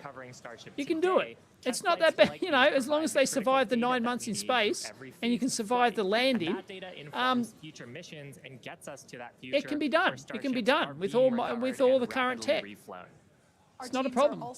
Robert Zubrin's Mars Direct plan would have a high probability of working, if that's what you wanted to do. But, trying to get Starship there and trying to land Starship and trying to, do this colony stuff is just, I don't know. The money just isn't there. The money's just not there. Now, if you're thinking that this And sounds ultimately, hard or someone has to even pay for this, impossible to right? do, well, that's the inspiration for naming That's them why the chopsticks. moon hasn't Some of happened you might in recall 50 a little years. film That's called why we haven't The been back to the Karate moon in Kid, 50 where Mr. years. Miyagi Nobody famously pays taught and the nobody main wants to pay character, for it. Daniel, that if There's he no could incentive. that if he could catch a fly with chopsticks, he could accomplish Okay, we all do remember who the second person on the moon is.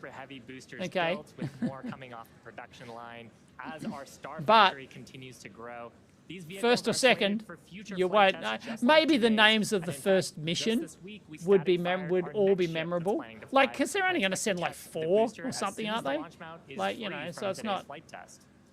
Now, as a reminder, today is still just a test. While we really hope to get our splashdown location in the Indian Ocean, but any data received will help us improve. It's the third of many future flight tests for Starship before it becomes fully operational. And that's the goal of flight tests. They teach us about the limits of our design and improve our understanding of the vehicle, and ultimately help us make Starship it's more 9 months, reliable Russ and and Bot, rapidly unless you've reusable. got a magic So engine whatever that the gets you there outcome quicker. and however far we get, we can promise excitement.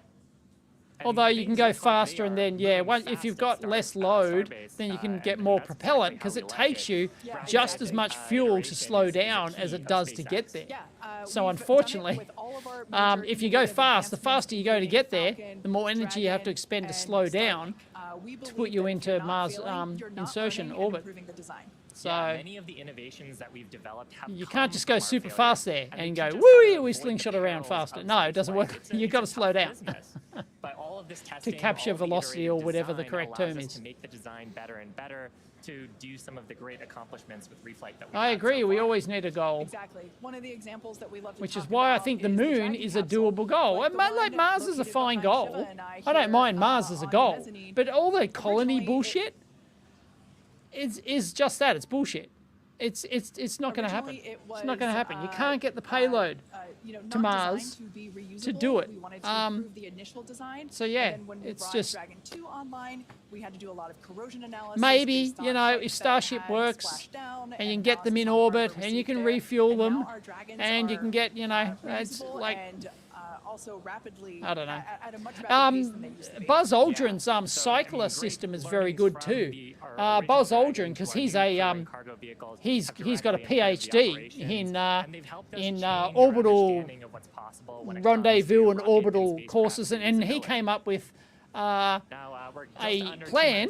I've actually got his book. He came up with these orbits these cycler orbits, so you can have ships continually just cycling, and they basically almost fuel free. Not quite. You still need fuel to keep them on course and stuff, but you almost need hardly any fuel. Once you've got them up to speed, you just keep going and going and going, and then you rendezvous with the cycler. So all you've got to do is launch in your Starship or whatever, your Falcon 9 or whatever, and then catch up to the cycler, and then you board the cycler, and you whoop, off you go on the cycler, and it's basically this free return thing that's take you, and then you at the other end you need a lander thing. But yeah, the Aldrin cycler, the Aldrin cycles or whatever they're called. Yeah, the Aldrin cycler. It's very cool. Very cool method. And again, if we need to hold, we Aldrin have a cycles. hold gate built So in at T-minus Google 40 that one. seconds where we can hang out. It sounds like today we'll have about 15 minutes to hold at T-minus 40 if we need to. If we hit that right now, it looks like the most space likely mining's reason would bullshit. be winds. Space We're mining's not tracking gonna happen. Any technical issues Still bullshit. to our T0 at 8:25, just about 4.5 minutes Yeah, from now. there is no So, economical I mean, incentive to everything's get on really Mars. looking good. That's why, like, The you boosters can't do it as almost a at full tourist thing, frosty, so we'll right? see At that least the close out moon in could just pay a for couple of itself with minutes. tourism, But right? we're getting That's really like a close to real flight thing. A test. couple of days. But you spend longer. If you want to go to the top of excitement Mount is Everest, definitely growing you're going to spend here, like a month in acclimatizing or Hawthorne, whatever, SpaceX and then headquarters, you there is a you large might crowd die on the way gathering. up, You might and hear like them cheering or die on the way back down occasionally. usually, Now, actually. Dan mentioned a good point about And the holds. like We have an opportunity going to the moon hold for would a few be, minutes. you know, And this is a really week's cool thing trip about or Starship, whatever, and we don't have or this at least just opportunity going with around the Falcon or moon. Falcon Like Heavy. you don't necessarily have to Up land. until- Like the first until tourists will the just be T-minus doing, 40-second you know, point, orbits of the moon and come back. aborts are just holds. So anything But that there'll would be no trigger an shortage abort of prior to T-minus people, 40 seconds becomes a retirees hold. So spending that's their a really life cool feature savings to allow for the one team last to adventure, wait for final to, checkouts you know, or to assess fly to the prop moon. levels, It's only a couple of engines, days away. avionics, vehicle pressurization. It's And really the helpful launch to windows ensure aren't a every liftoff. freaking 9 Yeah, months, and that's like they are something for that is Mars or notable. whatever. That is very It's just different from like Falcon, it's, and or I'm every sure couple of people have years, isn't watched it? our Like the launches, launch and then we windows get for right Mars are down just past stupid. prop load and then have to scrub It's just because of stupid, and the weather or flight scrub time is because of just an issue on the stupid. vehicle. It's just And no. we don't have the same Right? People look kill each other. Spending 9 months in a tin can going to freaking Mars, and then you got to spend 9 months on the surface or something before you can even come back, and then you got to spend 9 months coming back. People just end up killing each other. Don't care how psychologically well you test them. Yeah, exactly. It's just it's going to be a shit show. Are the thing that we are watching, but it's doable. It's doable. We could put, so we if we wanted to, you could find the people willing to throw their life away for the to have their name first to be landed on the moon. You'll have no shortage of people. Like we said before, there's nothing more exciting than watching a test flight for a developmental program, and that's where we're at today. It's all bullshit. And like we talked about, we have some really ambitious goals. Not Aldrin. But really not an O. Aldrin, as in Buzz Aldrin. Buzz Aldrin is the one who came up with the Aldrin cycles. That's not the correct term. There's anyway, the cycler, the Aldrin cycler. Go and look it up. It's pretty cool. Yeah, for Flight 1. Yeah, he came up with the orbits. They found these particular orbits no one found before, and they give you almost free, very minimal fuel usage. They just keep cycling between Earth and Mars. Boom, boom, he's a genius. We're going to check back in. Buzz Aldrin is a genius. To take us through the final He's the one who discovered these orbits. Or dived to the Titanic. What could possibly go wrong? We are under 2 Oh, minutes a minute. away. 2 minutes away. Yeah. They're just building a Titanic 2 at the moment. Live Palmer. Anyway. Yay! We're starting to Here we hear go. some good news that it looks like winds are not going to hold us up, so there's a good It's going to chance launch. we blow right through that We're good to 40-second hold. So we're about 1 minute and 20 seconds away. Confidence is high. I repeat, confidence is high. Ignite about 4 seconds. I've got good vibes over this one. I think it's going to. I think it's going to go the distance or pretty close to it. 15 of the outers, and then the last Here we go, minute. Just 2 minutes before T0. And then 2 minutes, there's one. Quick disconnect will retract. The engines will start to throttle up, and then we'll see liftoff about a second. This bastard's and a half going. after T0. So we're under 1 minute away. Don't be shocked if we hold at 40 seconds before, but it sounds like the winds are cooperating today. Winds are cooperating. We're good to go. That, not tracking any other. Man, 33 engines. How's the audio? Audio good? Through the QD vent gate past that 40-second hold. Let's go. 1.5 million people watching. Telling the team we are go for launch. So 20 Audio seconds good. to go. All right. Here we go. Let's listen in. 15.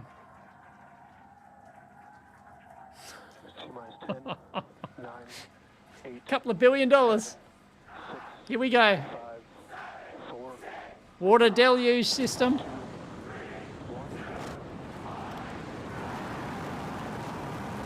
It's going to lift. It's going to clear the pad. I expect it. Yeah. Wow. How are all the engines? All the engines are lit. All of them. They're all 100%. Because it's got a live view in the bottom left. Wow. Look at that. What a shot. That almost looked fake there. Wow, that tracking was incredible. All the engines are still lit. Incredible. Wow, no flame outs at all. That water deluge system 30 seconds into flight does the business. The rumble. We are seeing 33 out of 33 Raptor engines ignited wow. on the super heavy booster. Booster and ship, avionics, power, and telemetry nominal. Nominal. Continuing to get good call outs. Our trajectory wow. looking nominal, systems looking nominal. Just this is incredible. 33 lit up once again. All 33 engines. My God, just the sheer statistics.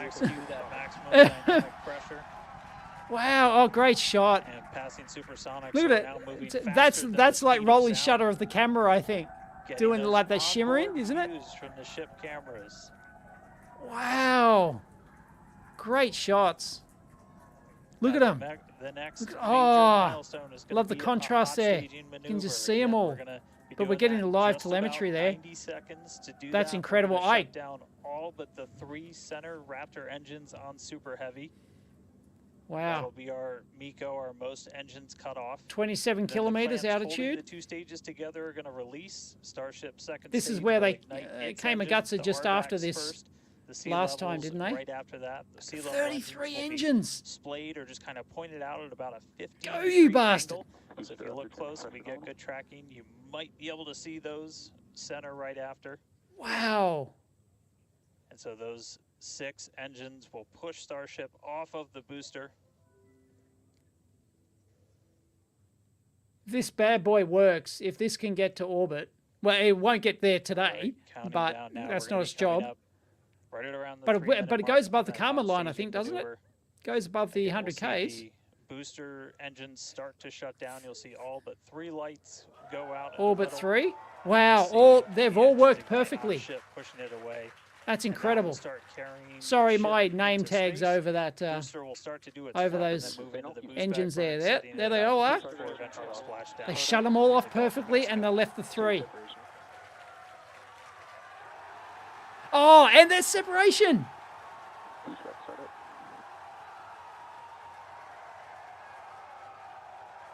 Wow. And the other one's relit. Are you? Oh. Making its way back, seeing 6 engines ignited on ship. Kate, we got. Oh, and the bottom. Oh, sorry, my on the way back to the Gulf. Oh man, I need a moment to pick my jaw up from the floor because these views are just stunning. These are live views from Starship. First stage is currently performing the boost. Avionics power and telemetry nominal. Good there, news informing us that the second stage or the ship, everything's nominal. There. First stage wow, they're nailing it. Boost back burn, expecting that to last about 1 minute. My spidey sense was right so far. That boost back burn propels the booster back towards the coast, taking it to why they? Oh, in the okay. waters of the Gulf of Mexico. We're all engines off. Super heavy boosters. All first stage off. From here on out. As whenever they relight, you'll be able to see that in the left bottom corner. Those are the ones that can gimbal. In other words, they move and change direction in order to change the thrust to steer the first stage back to Earth. Look at that. Unbelievable. Wow, these are just incredible views. They did it. I think they would deem it a success from here. No, well, no, they really have to re-enter. If it like suddenly just blows up or something. If it comes to Gutser now, I'd be surprised if it comes to Gutser now. All the worst stuff is over with. All of the max Q and everything else is all. To return it to Earth. The next one will be the landing burn, where all 13 center engines will. Yeah, you want them to relight the landing burn. Everything has to go right. I think. To help slow it down. Although they got this far, all 33 engines. That's incredible. We're looking for controlled ascent, which we have so far. Stage separation, which SpaceX is so good. Right through it, as well as. Good news there telling us that the path that Starship is on is good. Now, Starship's second stage is still firing its engines, and as you heard, following planned flight path, the ship objectives, we're looking for hot staging again. Still going up. We're looking to first stage is still going up. As well as orbital. Oh, sorry, no, it's dropping. Now, the bottom right-hand corner of the screen shows the ship engine graphics, so be sure to keep an eye on those. Yep. Yep, Kate, like this is just a phenomenal test so far. Super Heavy is performing beautifully today. It's on its return leg of the journey. I don't want to kill the feed though. Ship continuing to burn its 6 engines, those larger circles, the Raptor vacuum engines, the inner circles, the Raptor sea level engines. There you go. We're got it. About 30 seconds away, just under 30 seconds away. What's happening? From the start of the boost back burn. Grid fins are moving. Excuse me, the landing burn on the booster. Landing burn. You see the grid fins are rotating. Grid fins are doing their thing. Are guiding us through the atmosphere back towards our oh man, if they can get that booster to do that touchdown. A splashdown. A soft splashdown. Well, splashdown. I think it's a suicide burn at the end. 16 kilometers, 15, 14, 13, 12, 11. It's coming down quick. Look at that! Look at that shot through the clouds. Wow! That's a killer shot. 4Ks, 3Ks. They've got a light like what? 500 meters above. They've got to light them now. There we go. No, there's 2 of them. Is that right? Whoa! Let's see if we can get some other video of that. Now, wow. This is a test objective today. It is still something that we're attempting to learn. And wow. to they did it. They relit and don't know how fast it was going when it hit. Continuing to look nominal with its I wish they had a camera there, like a barge, a ship there, but they didn't know exactly where it was going to land, I don't think. 6 minutes total. Well, surely they could have. They could have controlled it a bit. And we're expecting that this burn will end. And bottom right there, all the engines are still good. About a minute from now. So far, though, I mean, congrats on the actual Starship itself, because the one that just splashed down was the booster. Just wonderful views and wow. great engine performance from the vehicles. They've absolutely nailed it. You think it hit at terminal velocity? Controlled ascent. We're in the middle of that right now. We demonstrated the hot They stage exploded indicate, it before it said, hit, you think. Hit the that. water at 1,000 kilometers an hour. Demonstrated controlled entry. It was wobbling violently. The booster. Was it? Lost control. Short of the okay. relay, but hey, that's something we can learn for the next one. Yeah. Now that view that we just had moments ago was okay. a live shot. So technically, that's a bit of a fail there. This is little bit, Mission Control but Center at Starbase. They'd still be incredibly happy. This is going gangbusters. Is in less than a minute. Okay, 3 outer engines have shut down. I'm sorry, actually it already has. Oh, the center ones have shut down. There we go. It's supposed to do that, based on the cheers.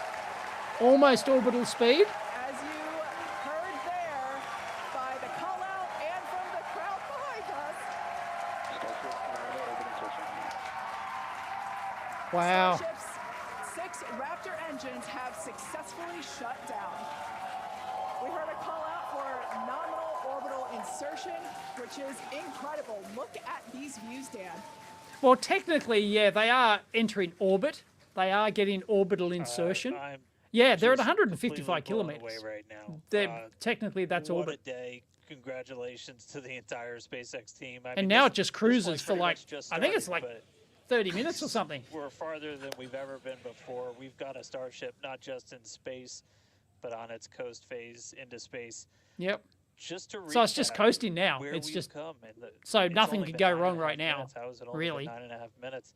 Oh, could. Right but still, you know, like odds are almost. We didn't you know, have to hold at our gate at all. Odds are bugger all. 33 out of 33 Raptor engines. 33 engines.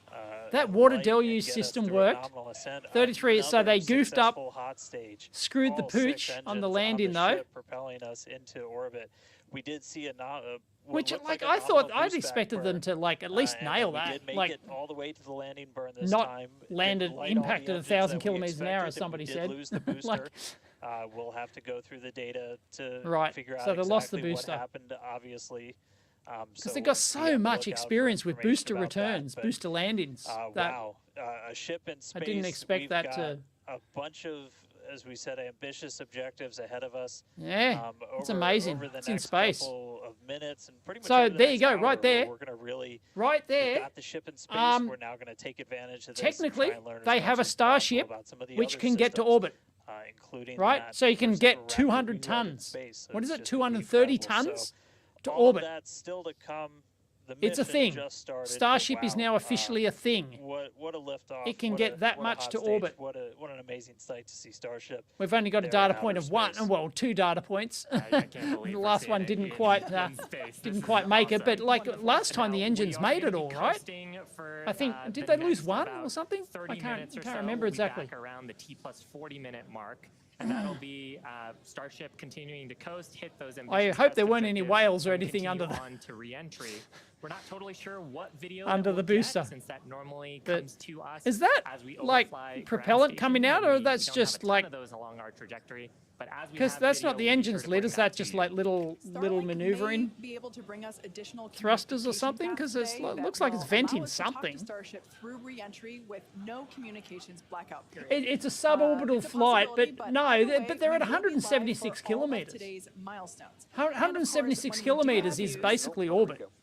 Especially like the ones Yeah, well, it's not quite. Like, it's not.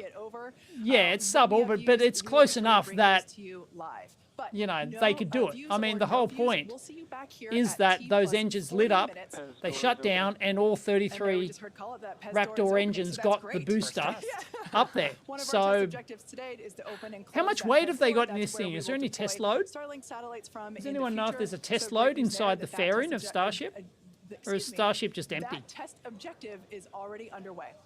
Because 181 kilometers, isn't that some of the lower orbiting satellites are at that sort of altitude? Followed by its re-entry and what is sure to be an exciting splashdown.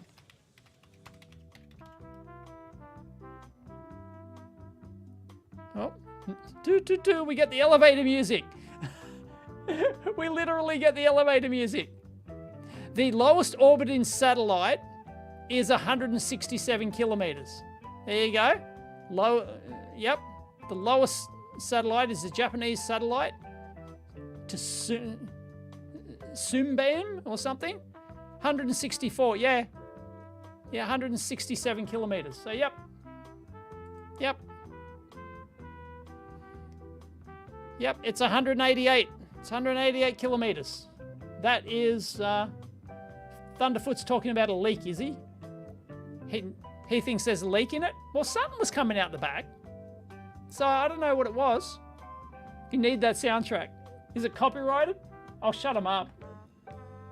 I'll turn them off because that elevator music is a bit... Looks like it's tumbling. No? Isn't that the live thing? Isn't that the live thing? I assume horizontal's good.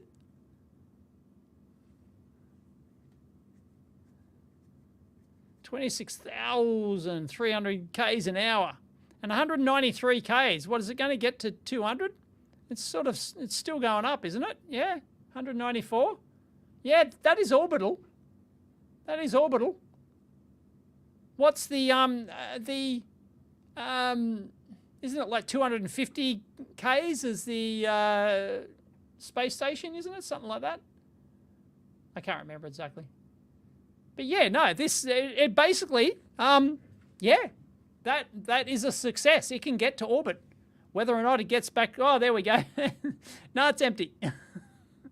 Answers my question. That's inside. There's like vapor. That's interesting. Everyone's... elevator music. Wow. They basically did it. Starship is officially a thing. They can actually get to orbit. There it is, 200 kilometers. They can get to, if they can get here, they can get to whatever orbit they need to. It's just a matter of that they didn't plan it. They didn't plan to get to orbit for reasons of testing the various systems and stuff. Space elevator music. Yeah. Should have filled it with Doge plushies. Yeah, they should have. Yeah.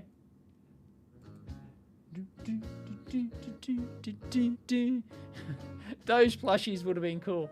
ISS orbits at 408 Ks. Okay, right. Yep. But no, if you can get to 204 kilometers that they're at now, you can get to 400. It's just a matter of how you do it. It's just a matter of wanting to do it.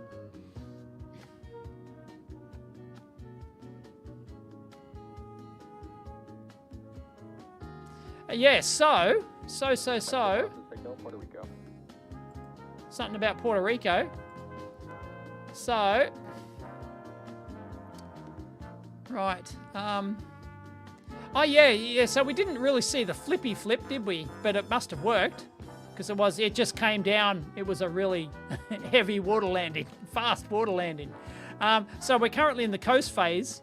And so I will tell you, after relight, in-space relight demo, okay, so 40 minutes after launch, they're going to do a relight demo.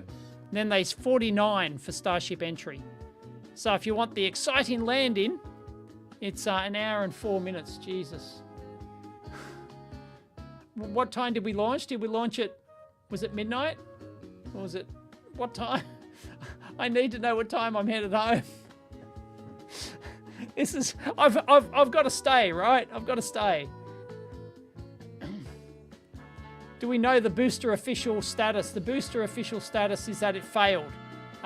Well, it did its flip. Basically the booster did its flippy flip thing, and then it came down, but it just hit the water too fast. That's all we know at the moment, I think.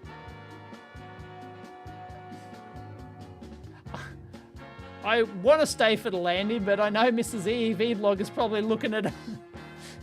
She's a light sleeper. She'll have a watch next to her. I said I'll probably be home by 1 a.m. She'll have a watch next to her. Jesus. Door demo. There's a door demo? Acquisition of signal, Idris. Acquisition of signal?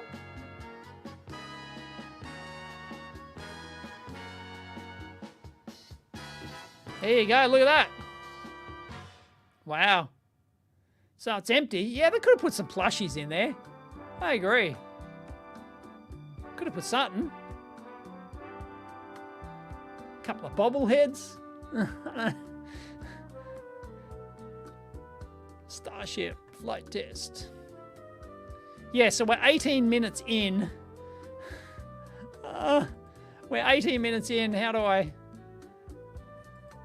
We're 18 minutes in, and we've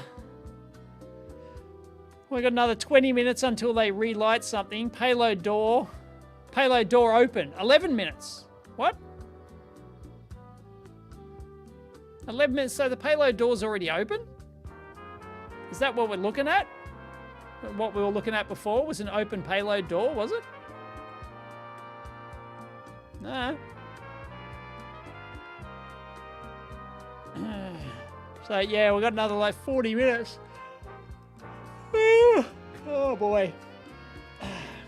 Yep. Oh, door open, did it? Okay, did we see the door open? No. Oh, you can see sunlight inside. It must be open. Oh yeah, fair enough. Open the pod bay doors, how?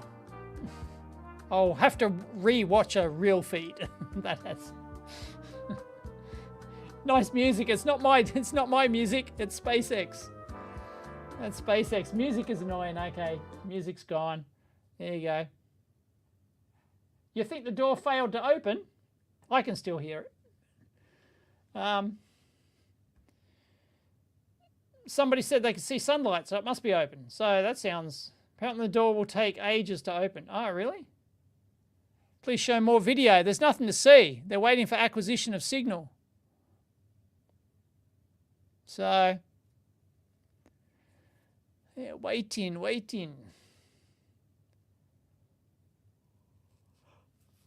Oh, boy.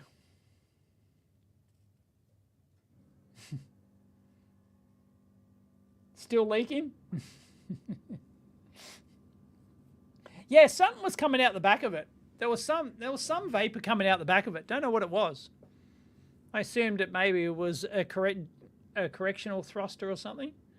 Guidance thruster of some description, but I don't know. Now 1635 on X. Curiously, the X number does not go down.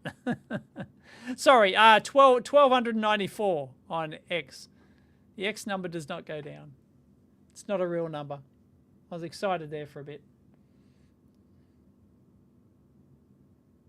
2.6 mil. Yeah. Yep. But that's Oh,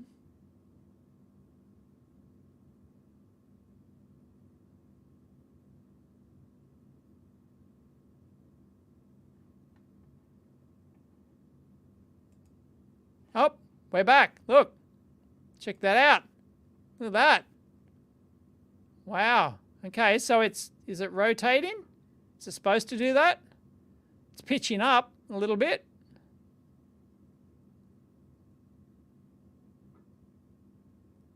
Is that Is it supposed to be... Is it supposed to be doing that? Oh, acquisition gone. I don't know who'll take Elon's place. No idea. Jeff Bezos.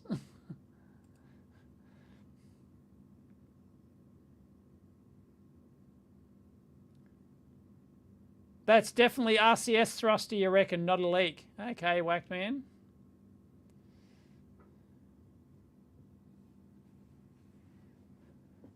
It's tumbling, you think?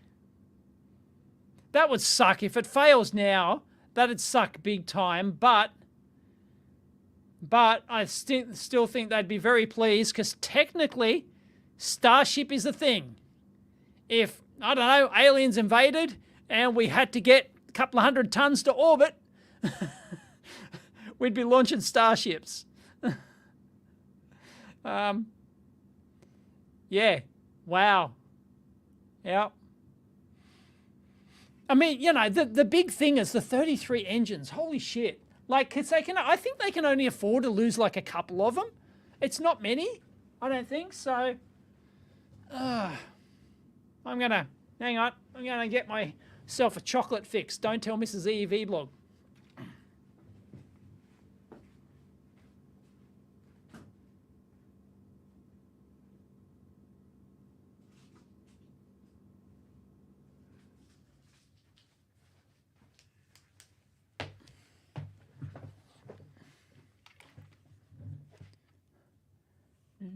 All I got is the elevator music. Yeah, it's just insane amount of thrust. 33 engines, didn't fail. Ta-da, there you go. Top deck, Cadbury, Dairy Milk, top deck. The chocolate of choice, that's not dark.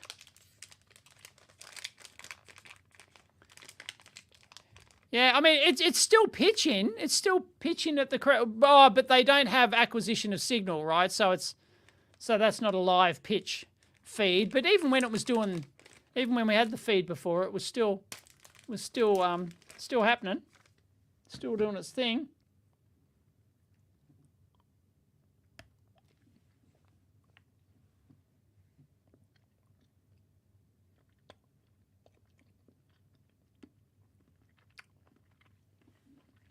I'm allowed to eat chocolate. That's why I go to the gym.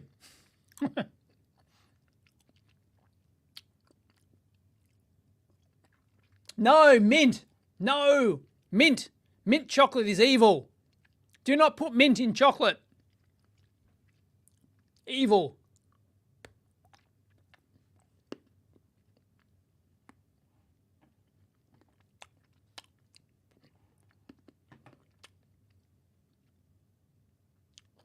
Propellant transfer demo.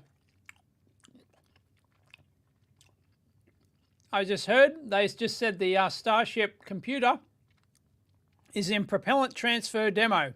So, they obviously are getting some form of telemetry. They're not getting their video, but propellant transfer demo. We're currently at this. So they obviously, or maybe they just made that call because that's when it was supposed to, based on the time. Maybe they don't have telemetry. I don't know.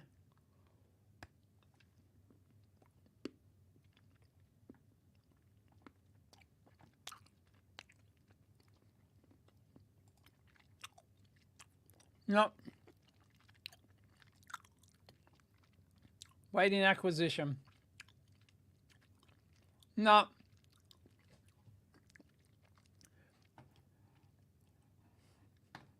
There's no way Whittaker's is better than Cadbury. That's not a thing. If it has Whittaker's, it's not a thing. Sorry.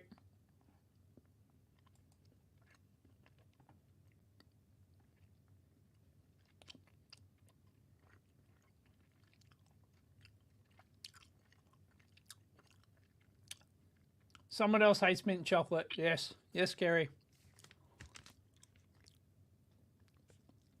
Propellant transfer complete stage.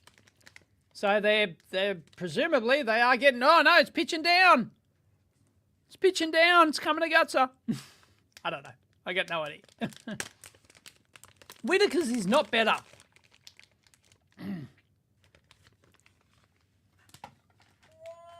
Whoop. I hit the fail button.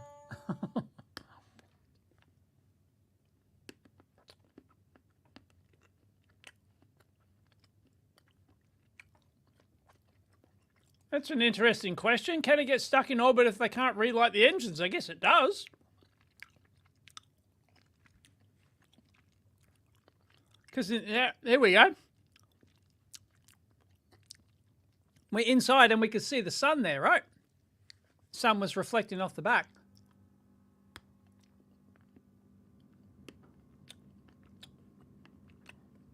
I don't have any thoughts about Roscosmos. I don't know what's going on there.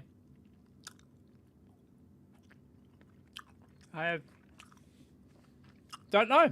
I don't know what's happening with Roscosmos.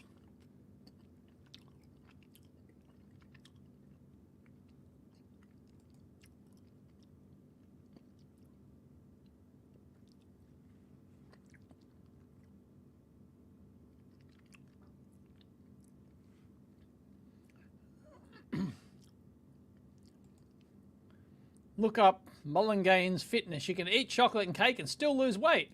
Of course you can. Losing weight is not rocket science. It's simple energy in versus energy expended. It's not rocket science. You can eat shit food, right? You can eat McDonald's 3 times a day, every day. We're back, video feeds back, and you can still lose weight and be super thin. It's just not healthy shit. It's simple calories burned.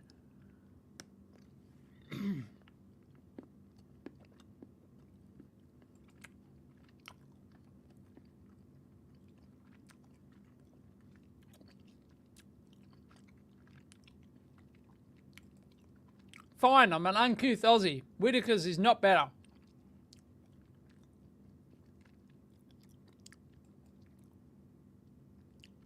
Although, isn't there 2 called Whittaker's? Isn't there a UK one and a New Zealand one? Are they spelt the same or slightly different? I don't remember.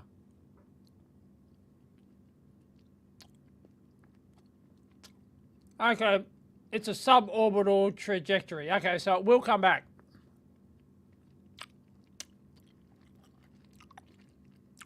The thing's still going up. Still up to 228. It ain't come back down yet.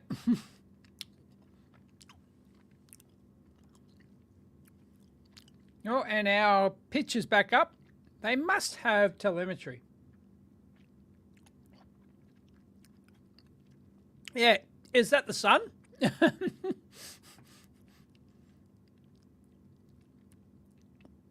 I assume that's the sun, right?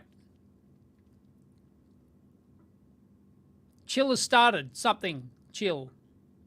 Something chill?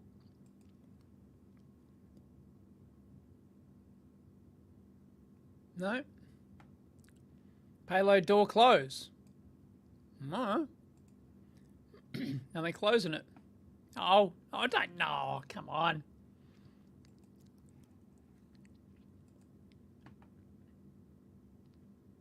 Tumbling faster. How do you know it's tumbling?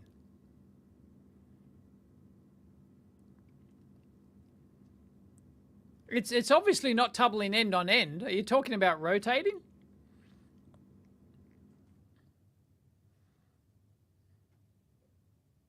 Oh yeah, it's slow. Is it slowly losing speed? No, it's going up. Here we go. Oh yeah. Look at that. Bits are flying off. See, there's something burning out the back.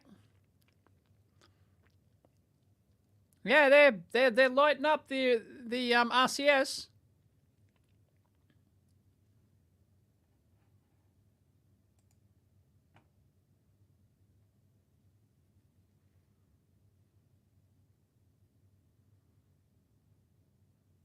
Oh, they moved it around for the fuel transfer test. Okay, right. So it's a deliberate payload transfer thing or fuel transfer thing. Look at all the stuff flying off. What the hell is that? Oh, yeah, she's See, I wouldn't call that a tumble. I would call that rotating. To me, that's not a tumble. Tumble is end on end. Is it supposed to be doing that? I assume not, right? Oh, man, like, I really hope it goes well. Like, I hope they're able to re-enter and test out the heat shields. Because, like, otherwise they'd probably have to do this whole bloody thing again. Whereas if I think if they can get this back through the atmosphere and do the heat shield test and potential land-in suicide burn test or whatever they need to do, and the belly flop maneuver and all that sort of jazz, then I think that they'll go for broke next time. But if it fails here, then I don't know. They might be tempted to do another test like this one, which I don't want them to do. I want them to, the next one should be to orbit and actually do something useful. Maybe take up another Tesla or something, you know. I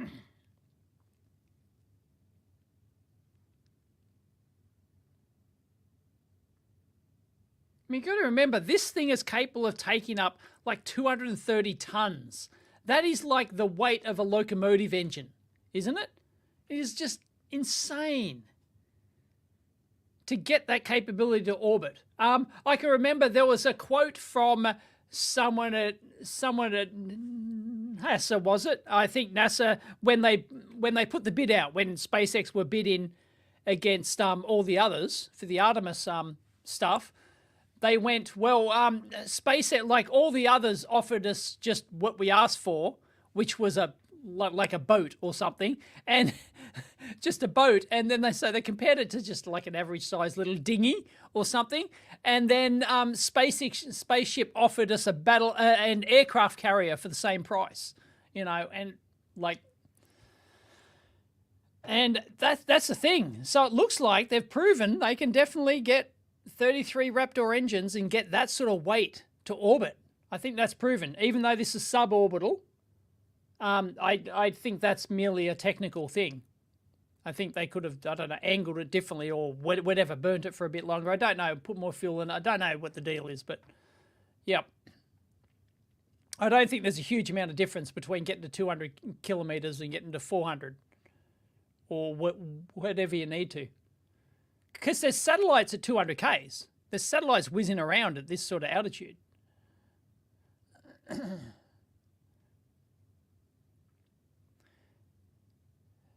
Oh, true. It's unloaded weight. Oh, okay. Yeah, right. Well, they don't have the weight on this, but the engines worked. The engine, all 33 engines burnt for the full length of time. Not a problem. The water deluge system seems to work. It worked last time, and it worked this time. It'll be nice to see like the damage on the pad or whatever, if anything. I'm sure if you're I'm sure if you're watching like Tim Dodd's thing, you'll he's got cameras up the wazoo. He'll be showing all that. But yeah, we are dropping. We're back down to 201 Ks. And we're accelerating, are we? We're accelerating. 200 kilometers. So it's coming back. 199. Here you go. So we're 35 minutes in. We're 35 minutes. In 5 more minutes, they'll do the Raptor in-space relight demo. And then in 5 minutes after that, 4 minutes after that, will be the entry. So we're not far off. So we're 10 minutes before the big show. Oh, no, well, 10, 15 before the big show. All right.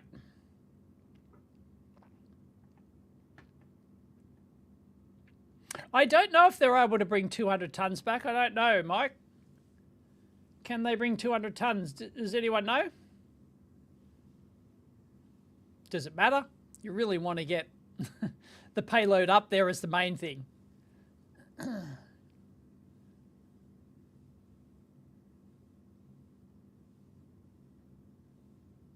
Ah, right. Okay. Yes. Right. Yes. That is a deliberate role. Yes. Good point, Pro Engineer. Yes, that is common. That is common, I believe. is they roll it on the long axis to ensure the heat from the sun heats the outside of the ship evenly and doesn't cause thermal stress. Yes, I do believe you are right. If it was a problem, it'd be tumbling out of control. If it was actually out of control, it'd be doing tumbles, but it's not. It's doing a rotation. It's doing a rotation. Yep, so that is deliberate. Acquisition of signal. Yep. I deem Starship to be a success already.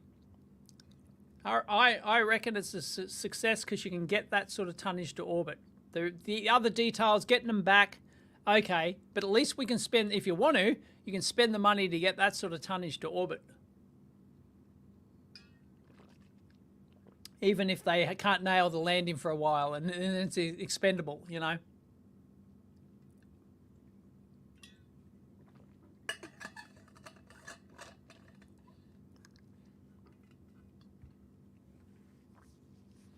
Payload bay door seems to have got stuck, you think? Like the payload door looks ridiculous, doesn't it? Isn't it a bit giant flap? It ain't getting through the atmosphere with the payload door open. How much does a nuke weigh? Not very much. The plutonium core of a nuke is about 5 kilos worth. 5 to 6 kilos is the critical mass. Welcome back.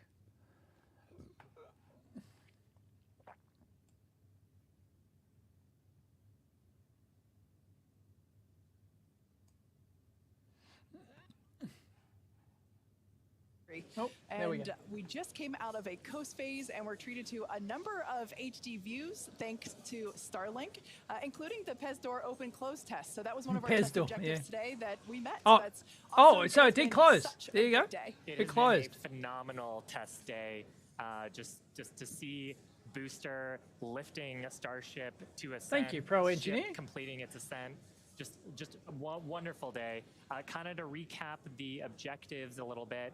Years ago, we'd be excited about space again. Yep. Ignited its 33 Raptor engines. I know. It's great. Demonstrated a successful hot staging for the second time. Booster completed the boost back burn. Didn't quite accomplish the landing burn, and then had a hard splashdown in the Gulf. Meanwhile, so landing burn was failed. Completely successful after the hot staging. We had a good 6-engine burn of the Raptor vacuum engines and sea level engines. And then we've commanded a number of demonstrations, including the Starlink satellite deploy demo, so the payload door, as well as a prop transfer demonstration. We do still need to do some data review on those, so as we get that data back, we'll be sure to update you on social for how those tests went. We are coming up on our next major milestones, which is an in-space relight of our Raptor engine for the first time, followed by re-entry and then landing in the Indian Ocean. Incredible. Yeah, that's right, guys. We should be just about 40 seconds away, 40 or 50 seconds away. Who's this guy? If we do this relight demo. Do want to stress this is not a deorbit burn.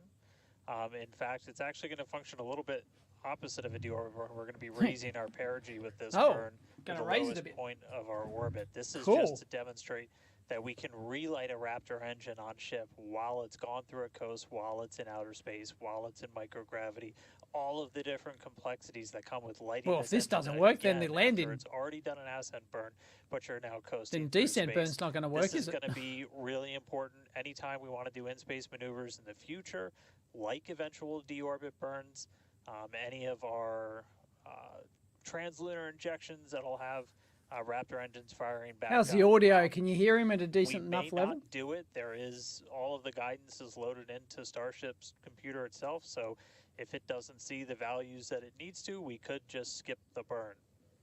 So we are waiting to find out if that's going to happen or not. If it doesn't, as we said in the beginning, we're on a pretty steep trajectory that we are coming home no matter what, regardless of doing a burn. This was done just so we can really, yes, they are coming we're on in a trajectory that's really not super susceptible to delta V changes in velocity. If we were to do a burn, we've got a pretty concise footprint in the Indian Ocean that we're going to be targeting for splashdown today. It does sound like we are skipping past huge difference. The on-orbit huge relay difference. demo this time. Again, we'll confirm all of this Loud through and clear. our post-flight Okay, data cool. review, but it did sound like we did pass through that burn. So now that's going to start setting us up for re-entry. Yeah, that's exactly right. So coming up next around T plus 49 minutes is Starship re-entry. Now, this is typically a portion of 8 flight minutes where left. we don't have communications with spacecraft because they're re-entering the Earth's atmosphere. All right, at I'm going to have or to stay. around It's orbital 7 velocity, minutes past about 1 8 a.m. kilometers per here second, or roughly in 5 Sydney. miles per second. I'm going to have to stay for Super the whole fast. thing. Now, at those speeds, Of course I am. the spacecraft's interaction with the atmosphere results in friction and creates a plasma field around the vehicle. That blanket of plasma distorts communication frequencies, so we're basically left with a brief communications blackout. Now, we might get some telemetry back through a connection to the tracking and data relay satellite system, also known as TDRS. But if the plasma doesn't entirely block it, that connection will be at a very slow data rate. Have we seen definitely Elon? Is he too there? slow for any video. But that's why Starship and Starlink are a great partnership. Starship is so big that it will leave a wake or a hole in the plasma field as it flies through an atmosphere. You can think of a wake kind of like when you see a boat going through the ocean, it sort of leaves a trail behind it. There's some of those great views from Starlink. Fantastic. You really see those thermal tiles. Videos. And so we're hoping that the Starlink on board will let us, just like we're seeing these videos now, see through that plasma field by maintaining a continuous communication. Okay, so what did we get to? Like 208 kilometers or something? Now, this is only the second time that we're down to 130 now. During re-entry. So even though we do have these great They're about to start it, now, don't be surprised if we manage to get some signal hiccups through. We're still learning about what that wake will actually look like. They're going to do a test burn to make sure they can relight it. Live continuous high-speed data during re-entry. One tile looks a little loose, does it? Yeah, that's right. And one of the really primary reasons we want to use Starlink is that glue holds. Gather as much data as possible. It's been said the data is the payload on one of these flights, where we're putting this flight hardware in a real flight environment, trying to learn about it as much as possible. Re-entry is going to be a really critical phase of flight. We really want to know how the ship's going to perform, especially that heat shield, as we're going through the hypersonic re-entry. So if something were to go wrong during this re-entry, we want as many paths as possible to collect that information, that data, just to, again, just continually feed is that just light? Into the Starship program. Could just be light. No, it's light, more reliable, more successful. No. I think it's, I think it's gone. No, hard to tell. I think they're close to their burn. Now, Starship manages to make it all the way through re-entry. We'll collect valuable data on Starship flying through the Earth's atmosphere at hypersonic speeds, meaning more than 5, or at this point, it will be more than 5 times the speed of sound. What is that? Now we're watching these live views. What's all the stuff flying off? Thanks to Starlink. You can see the fins are going. Fins are there moving. On the ship might be actuating. Everyone's laughing. What's that? Apparently some incredible. They're not tiles. It looks something like Starship. Now we've. It's like garbage falling out. They're doing a garbage dump. And land at subsonic speeds. Oh, look at that! That looks incredible. Wow. Flaps there.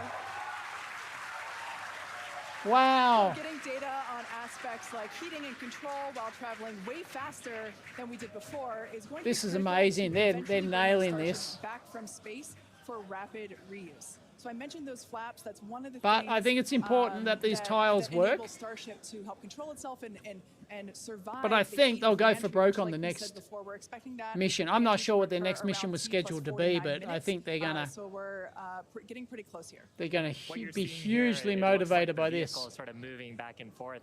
This is Part of what incredible. you're also seeing is one of the cameras, this onboard view that we have, is on the end of a flap. Starship has front flaps and rear flaps. Right, so that's why it's moving. That's So why we the got camera 4 of appears to those, move, because it's on the and, flap. Oh man, we can see the heating on those flaps as we're starting Oh! to enter the Earth's atmosphere. This is where the Earth's atmosphere Wow, is doing you can the see, work yeah, you to can see slow the us heating. down.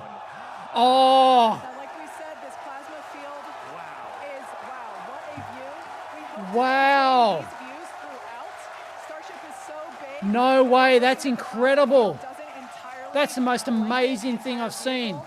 Right now, it is not. The Starlinks are Views brought to you by Starlink. So the camera moves because it's on the flap on the top side. The data and the video that we see here.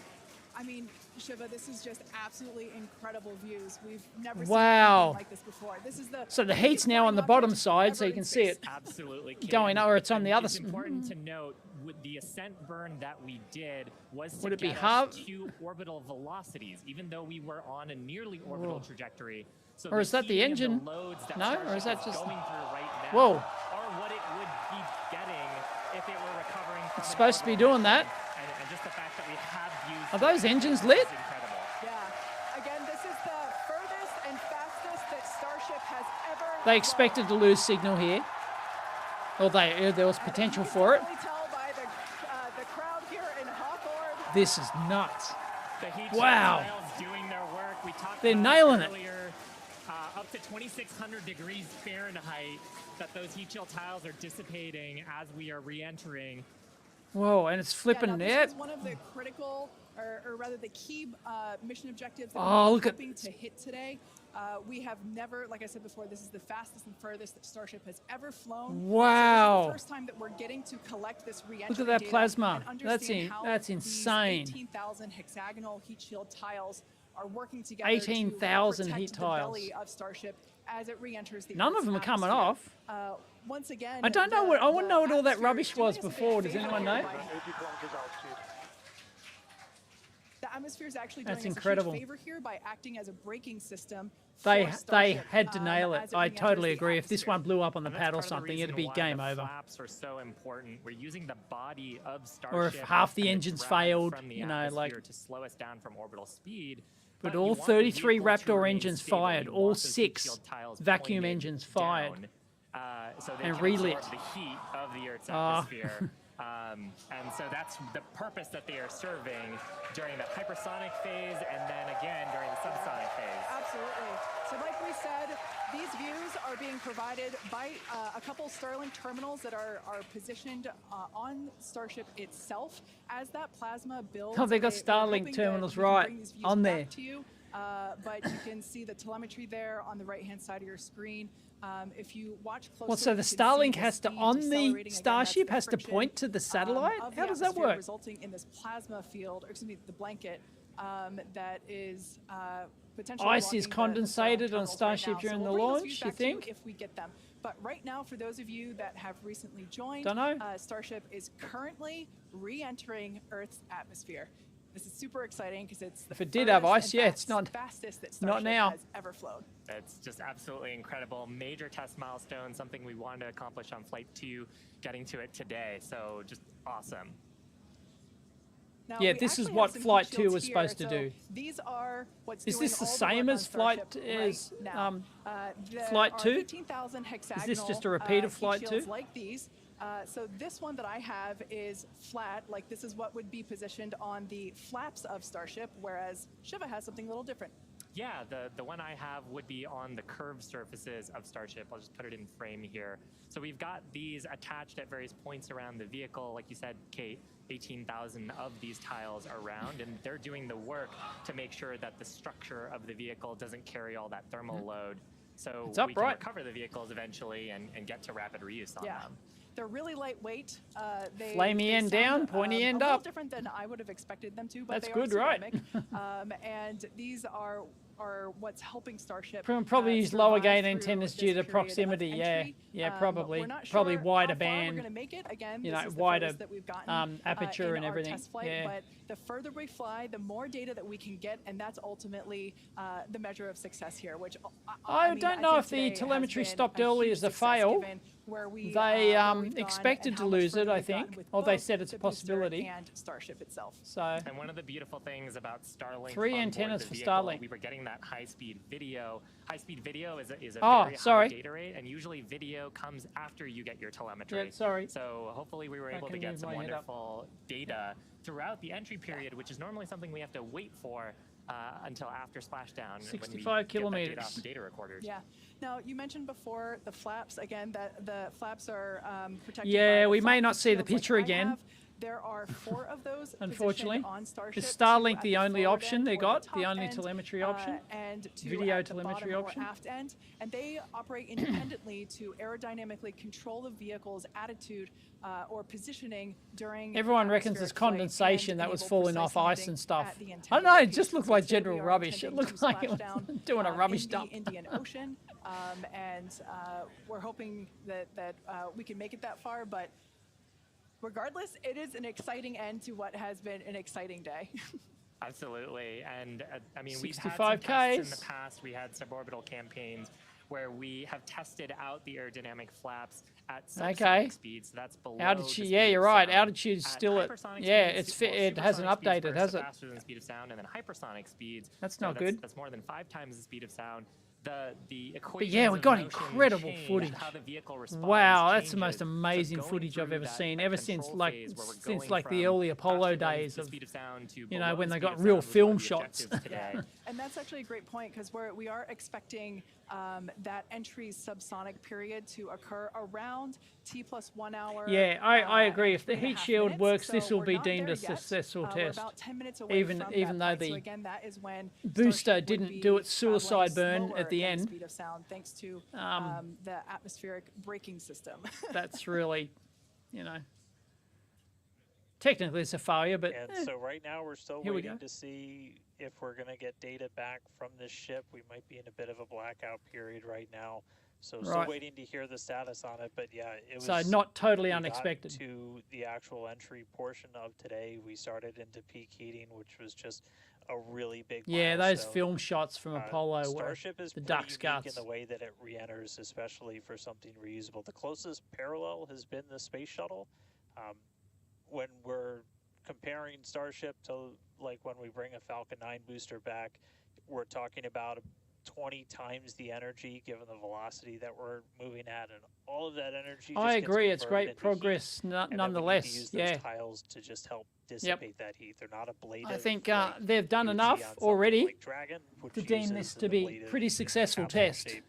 So they are these tiles Even that if are made not to be reusable. 100% So any data success. we're getting on the Although actual if it failed temperatures that right we now see and it during just, heating, all don't of know. that is just They really got no hugely other data valuable. and it just Where went Starship is kaput, really unique is, and then that'd be a Pete Shea bummer, talked about it but- a couple of times, is once we're through this kind of hypersonic section and we get down to the subsonic. seriously, like the that's hard where we part really is learn a lot and getting prove that to Starship orbit with those really does 33 its engines, basic and shape then lighting them work. in orbit, We lighting did the that during the vacuum suborbital engines, campaign. and you know, Again, if shutting you them off compare and it to the relighting them shuttle, and which stuff. That's all the entered, hard it had stuff. The wings, it had a similar heat shield system, but it had Although wings, landing's hard, of course. and then Right. was almost Yeah, but it's flown like, a glider once it I'm saying it's re-entered still and was down useful. to those Like you subsonic can, speeds. Starship can still be With useful Starship, we're and not doing that. profitable, We're just probably. coming straight down.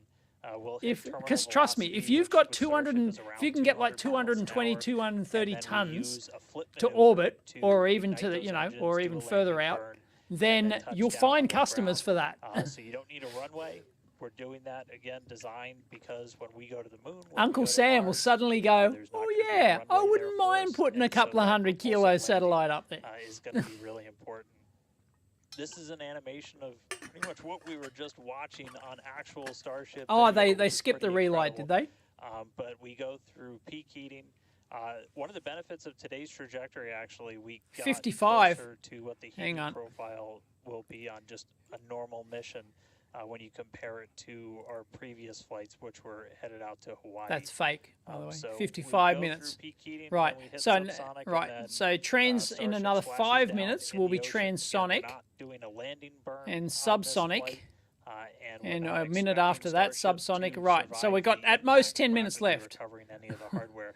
All For right, now, I'm though, we are staying. just still waiting to see if we're going to get some signal back. We're currently at a loss of signal with Starship. Don't know for sure what its status is, and so we're just continuing to listen in. But it'll be a bummer if we pretty don't get incredible anything seeing else. the That's going to flaps suck. really do their thing But to maneuver the vehicle still, as it's moving through I'm hypersonic. still going, wow, this is one of the big trade-offs. This was between really something something. like Shuttle and Starship is wings can be pretty heavy. And so if we can really demonstrate that Starship's controllable Thunderfoot's through chat. that hypersonic regime when you're coming through the atmosphere. Thunderfoot's chat is 25 full of times the people speed with of muscle sound, derangement you syndrome. can Yeah, save a whole lot of weight yeah, it by doesn't not surprise having me. really big wings. So Yeah. super valuable to get. No, this data, super I valuable, criticize Musk to then when figure it's out what we're warranted, gonna do and on our next test I flights. praise when it's warranted as well. Or when I see good progress, that's when I call out bullshit ideas like the Mars colony, right? And I and Starship point to point, and like all that sort of bullshit. That's right? also really important for some of our other But all the stuff that's viable as much of an atmosphere on Mars, he's having a go at, I support. There's some That is not great real. news from our previous test campaigns of a landing burn and upright landing. But on the moon, there is no atmosphere. On Mars, yeah, they did the atmosphere That's right. is They did the extremely upright. I thin, forgot about that. So you actually need some. They've actually other done the upright sophisticated landing of techniques, Starship. That other landers have used to land there. And so this vertical landing technique is really important to landing on destinations like those, which is ultimately where we're trying to go. Yeah, absolutely. So we hope to demonstrate. Yeah, I don't know about those heat shields pointing out the space. Yeah, it seemed odd. I don't know, but they didn't seem to think it was a. They didn't mention it all, so maybe not. The first demonstration of opening and closing the PEZ door, which is where we will deploy. Really? If they Starlink, got satellites from in the 13,000? future, as well as Really? Can someone confirm that? 13,000 working at SpaceX. Shield tiles performed during the Wow. entry period, and so far, Wow. all of that has gone really well. Doesn't surprise me though.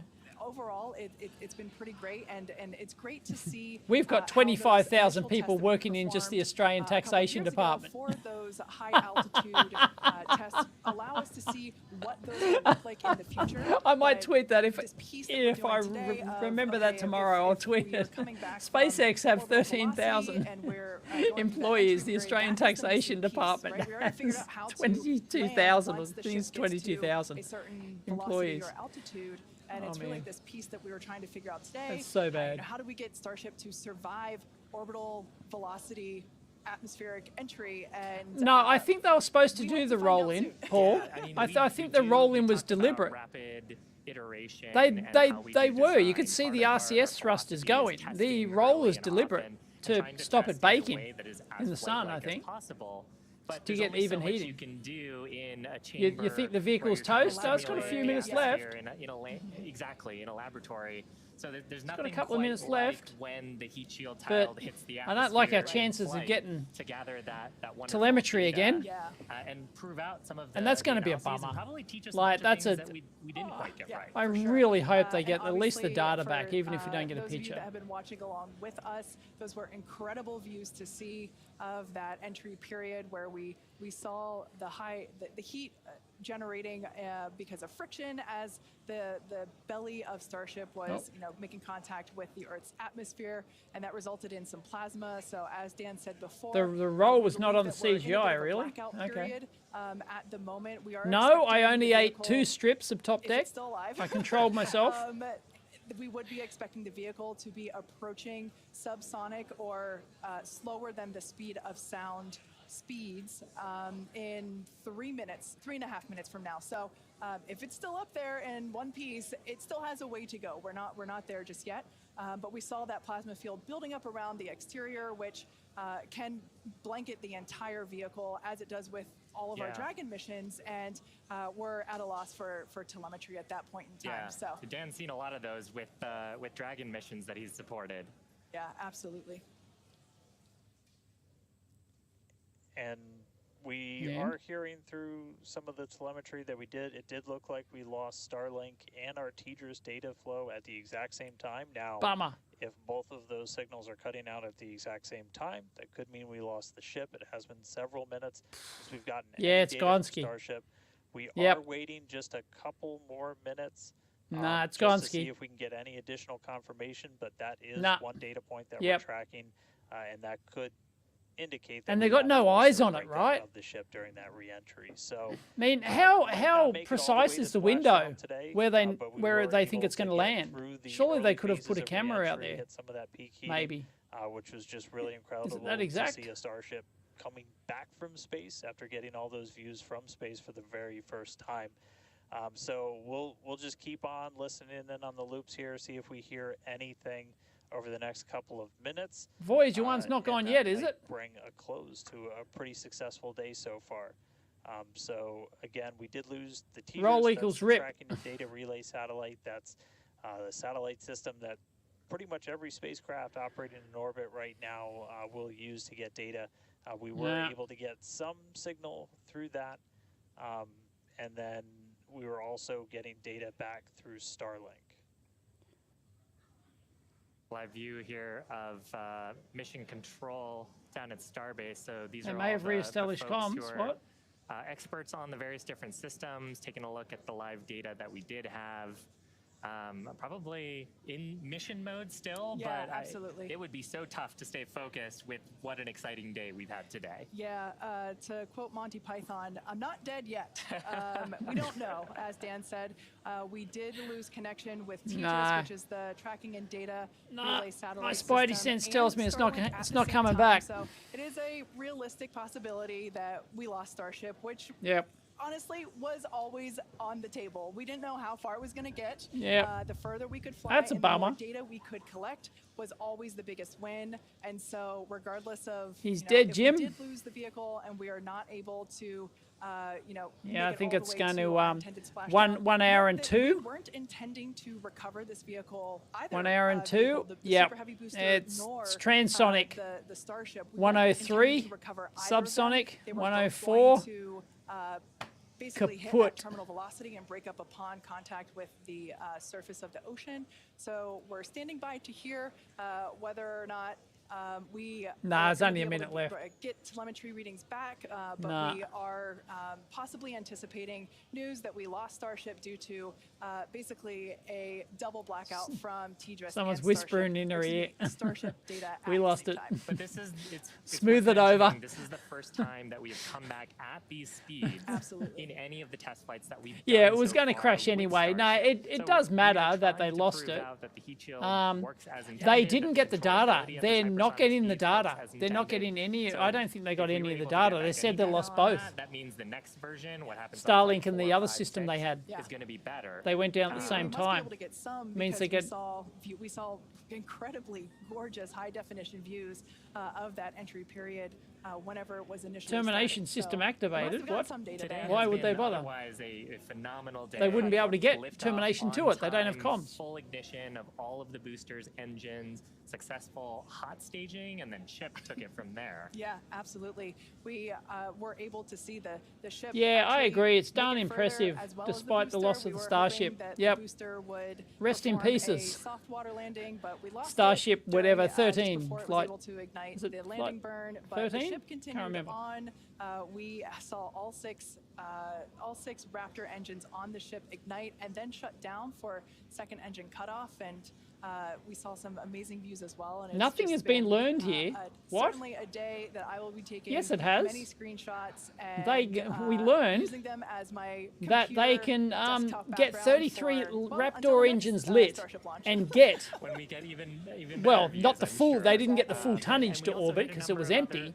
But ambitious test objectives. It shouldn't be a problem, at least initiate the right? And all of them worked. All of them burned for the full thing. All 6 vacuum engines worked. All of those worked. They were able to shut them off and relight them, and everything worked as well. We also were able pretty to perfectly, except for Starship at the end. Maybe the roll thing wasn't right. So those commands were sent again. Data it crashed. And make sure that everything performed as expected. But that's going to be critical to deploying payloads in the future. It was supposed to crash anyway. It was only a matter of how fast it crashed. The booster crashed at speed, much more accomplished than and it looks like Starship crashed at speed. But we might not never know. They might not be getting any data from it at all. Might not be getting any data. Hey, Shiva, we were just hearing on the loops, we are making the call now that we have lost Ship 28. So, yep, Ship as 28. We were possibly expecting. We lost the data a couple of minutes ago. We haven't heard from the ship. So they didn't get the last couple of minutes data. The team has made the call that ship has been lost. So Gonski. no splashdown today, but again, just it's incredible to see how much further we got this time around. We had a couple of those ambitious objectives that you guys were just walking through that we're able to take advantage of while Starship was. It won't have all the data they need because, like, they wanted the full data to know that. Just really incredible. You know, like it wasn't even. There's a lot to go it had several stages to go through after that, after they lost those comms, so they won't have any data on that. But I can assure you, as soon as we start finding things out, we're going to let everybody know. And I know everybody's going to be excited for the next one. I mean, they did do a relight. Apparently, they skipped it. 4 super heavy boosters, either fully stacked or getting stacked right behind me. We've got other ships ready to go as well. So it's going to be a really busy time down here at Starbase as we look to really fly Starship. Still, I think that was impressive. I think that was pretty impressive that they got all. And with that, you know, I deem that like, congratulations to our teammates and everyone 70-80% success. It's pretty good. There's been flames and reds along the way, but third time's the charm, and we made it to space. We also a big it's pretty decent. I'm just thoroughly impressed by getting those 33 engines to light. Like that is to me that's the huge thing. Is getting that many engines to work reliably and do the business. Incredible. Incredible. Before we go, we want to wish SpaceX a very happy birthday. The company was founded on this day in 2002 when it basically consisted of this small team, a carpet and a mariachi band. I don't know about you, but we're feeling 22. Also, it's Pi Day. All right. Oh, they've got a pie because it's Pi Day. Okay. Pi Day is constant and never ending. Kill that. Kill that. All right. Yeah. Get rid of that. All right. There you go, everyone. Thank you for joining. Oh, Mike's here. If they can do all this, surely they can have multiple auto-jettison hard disk data capsules to recover data later. Yeah, you think that'd be cool, wouldn't it? Yeah, just shoot them out. Shoot them out with a locator beacon on them, a little floaty, little locator beacon. Yep, great idea, Mike. Last-ditch effort to last-ditch fail-safe, yeah. Or they could find the wreckage and it would, it has a flight data recorder that floats or something that can survive the impact or something. Yeah, that'd be cool. But yeah, it's a shame we didn't get any footage or data at the end there. Anyway.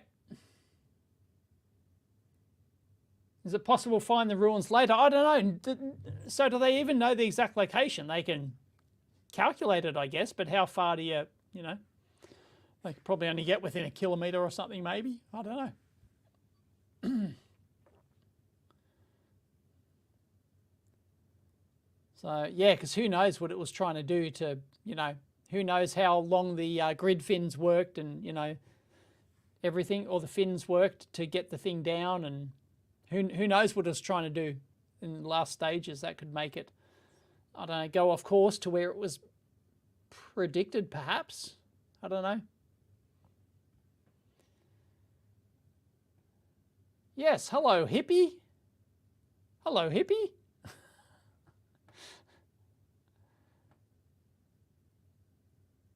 Yeah, they did the data capsule and film eject on the Saturn V stuff. Yep. They'll find MH370 before they find Starship. Yeah, probably. I heard there was a doco just the other night that I didn't watch it, but there was some doco about, we're sure we know where it is now. And, yep. Good night, Stuart. Anyway, yeah, I think because it was in a similar area to where MH370 went down. So anyway, it is now 1:35 a.m. and yeah, I'm going to get the big, yes, Mrs. EEVblog will not be happy. So I have to go home because I've got to drive the kids to school in the morning. So I'm only getting like 5 hours sleep or something. All right, thanks for joining me. Catch you next time.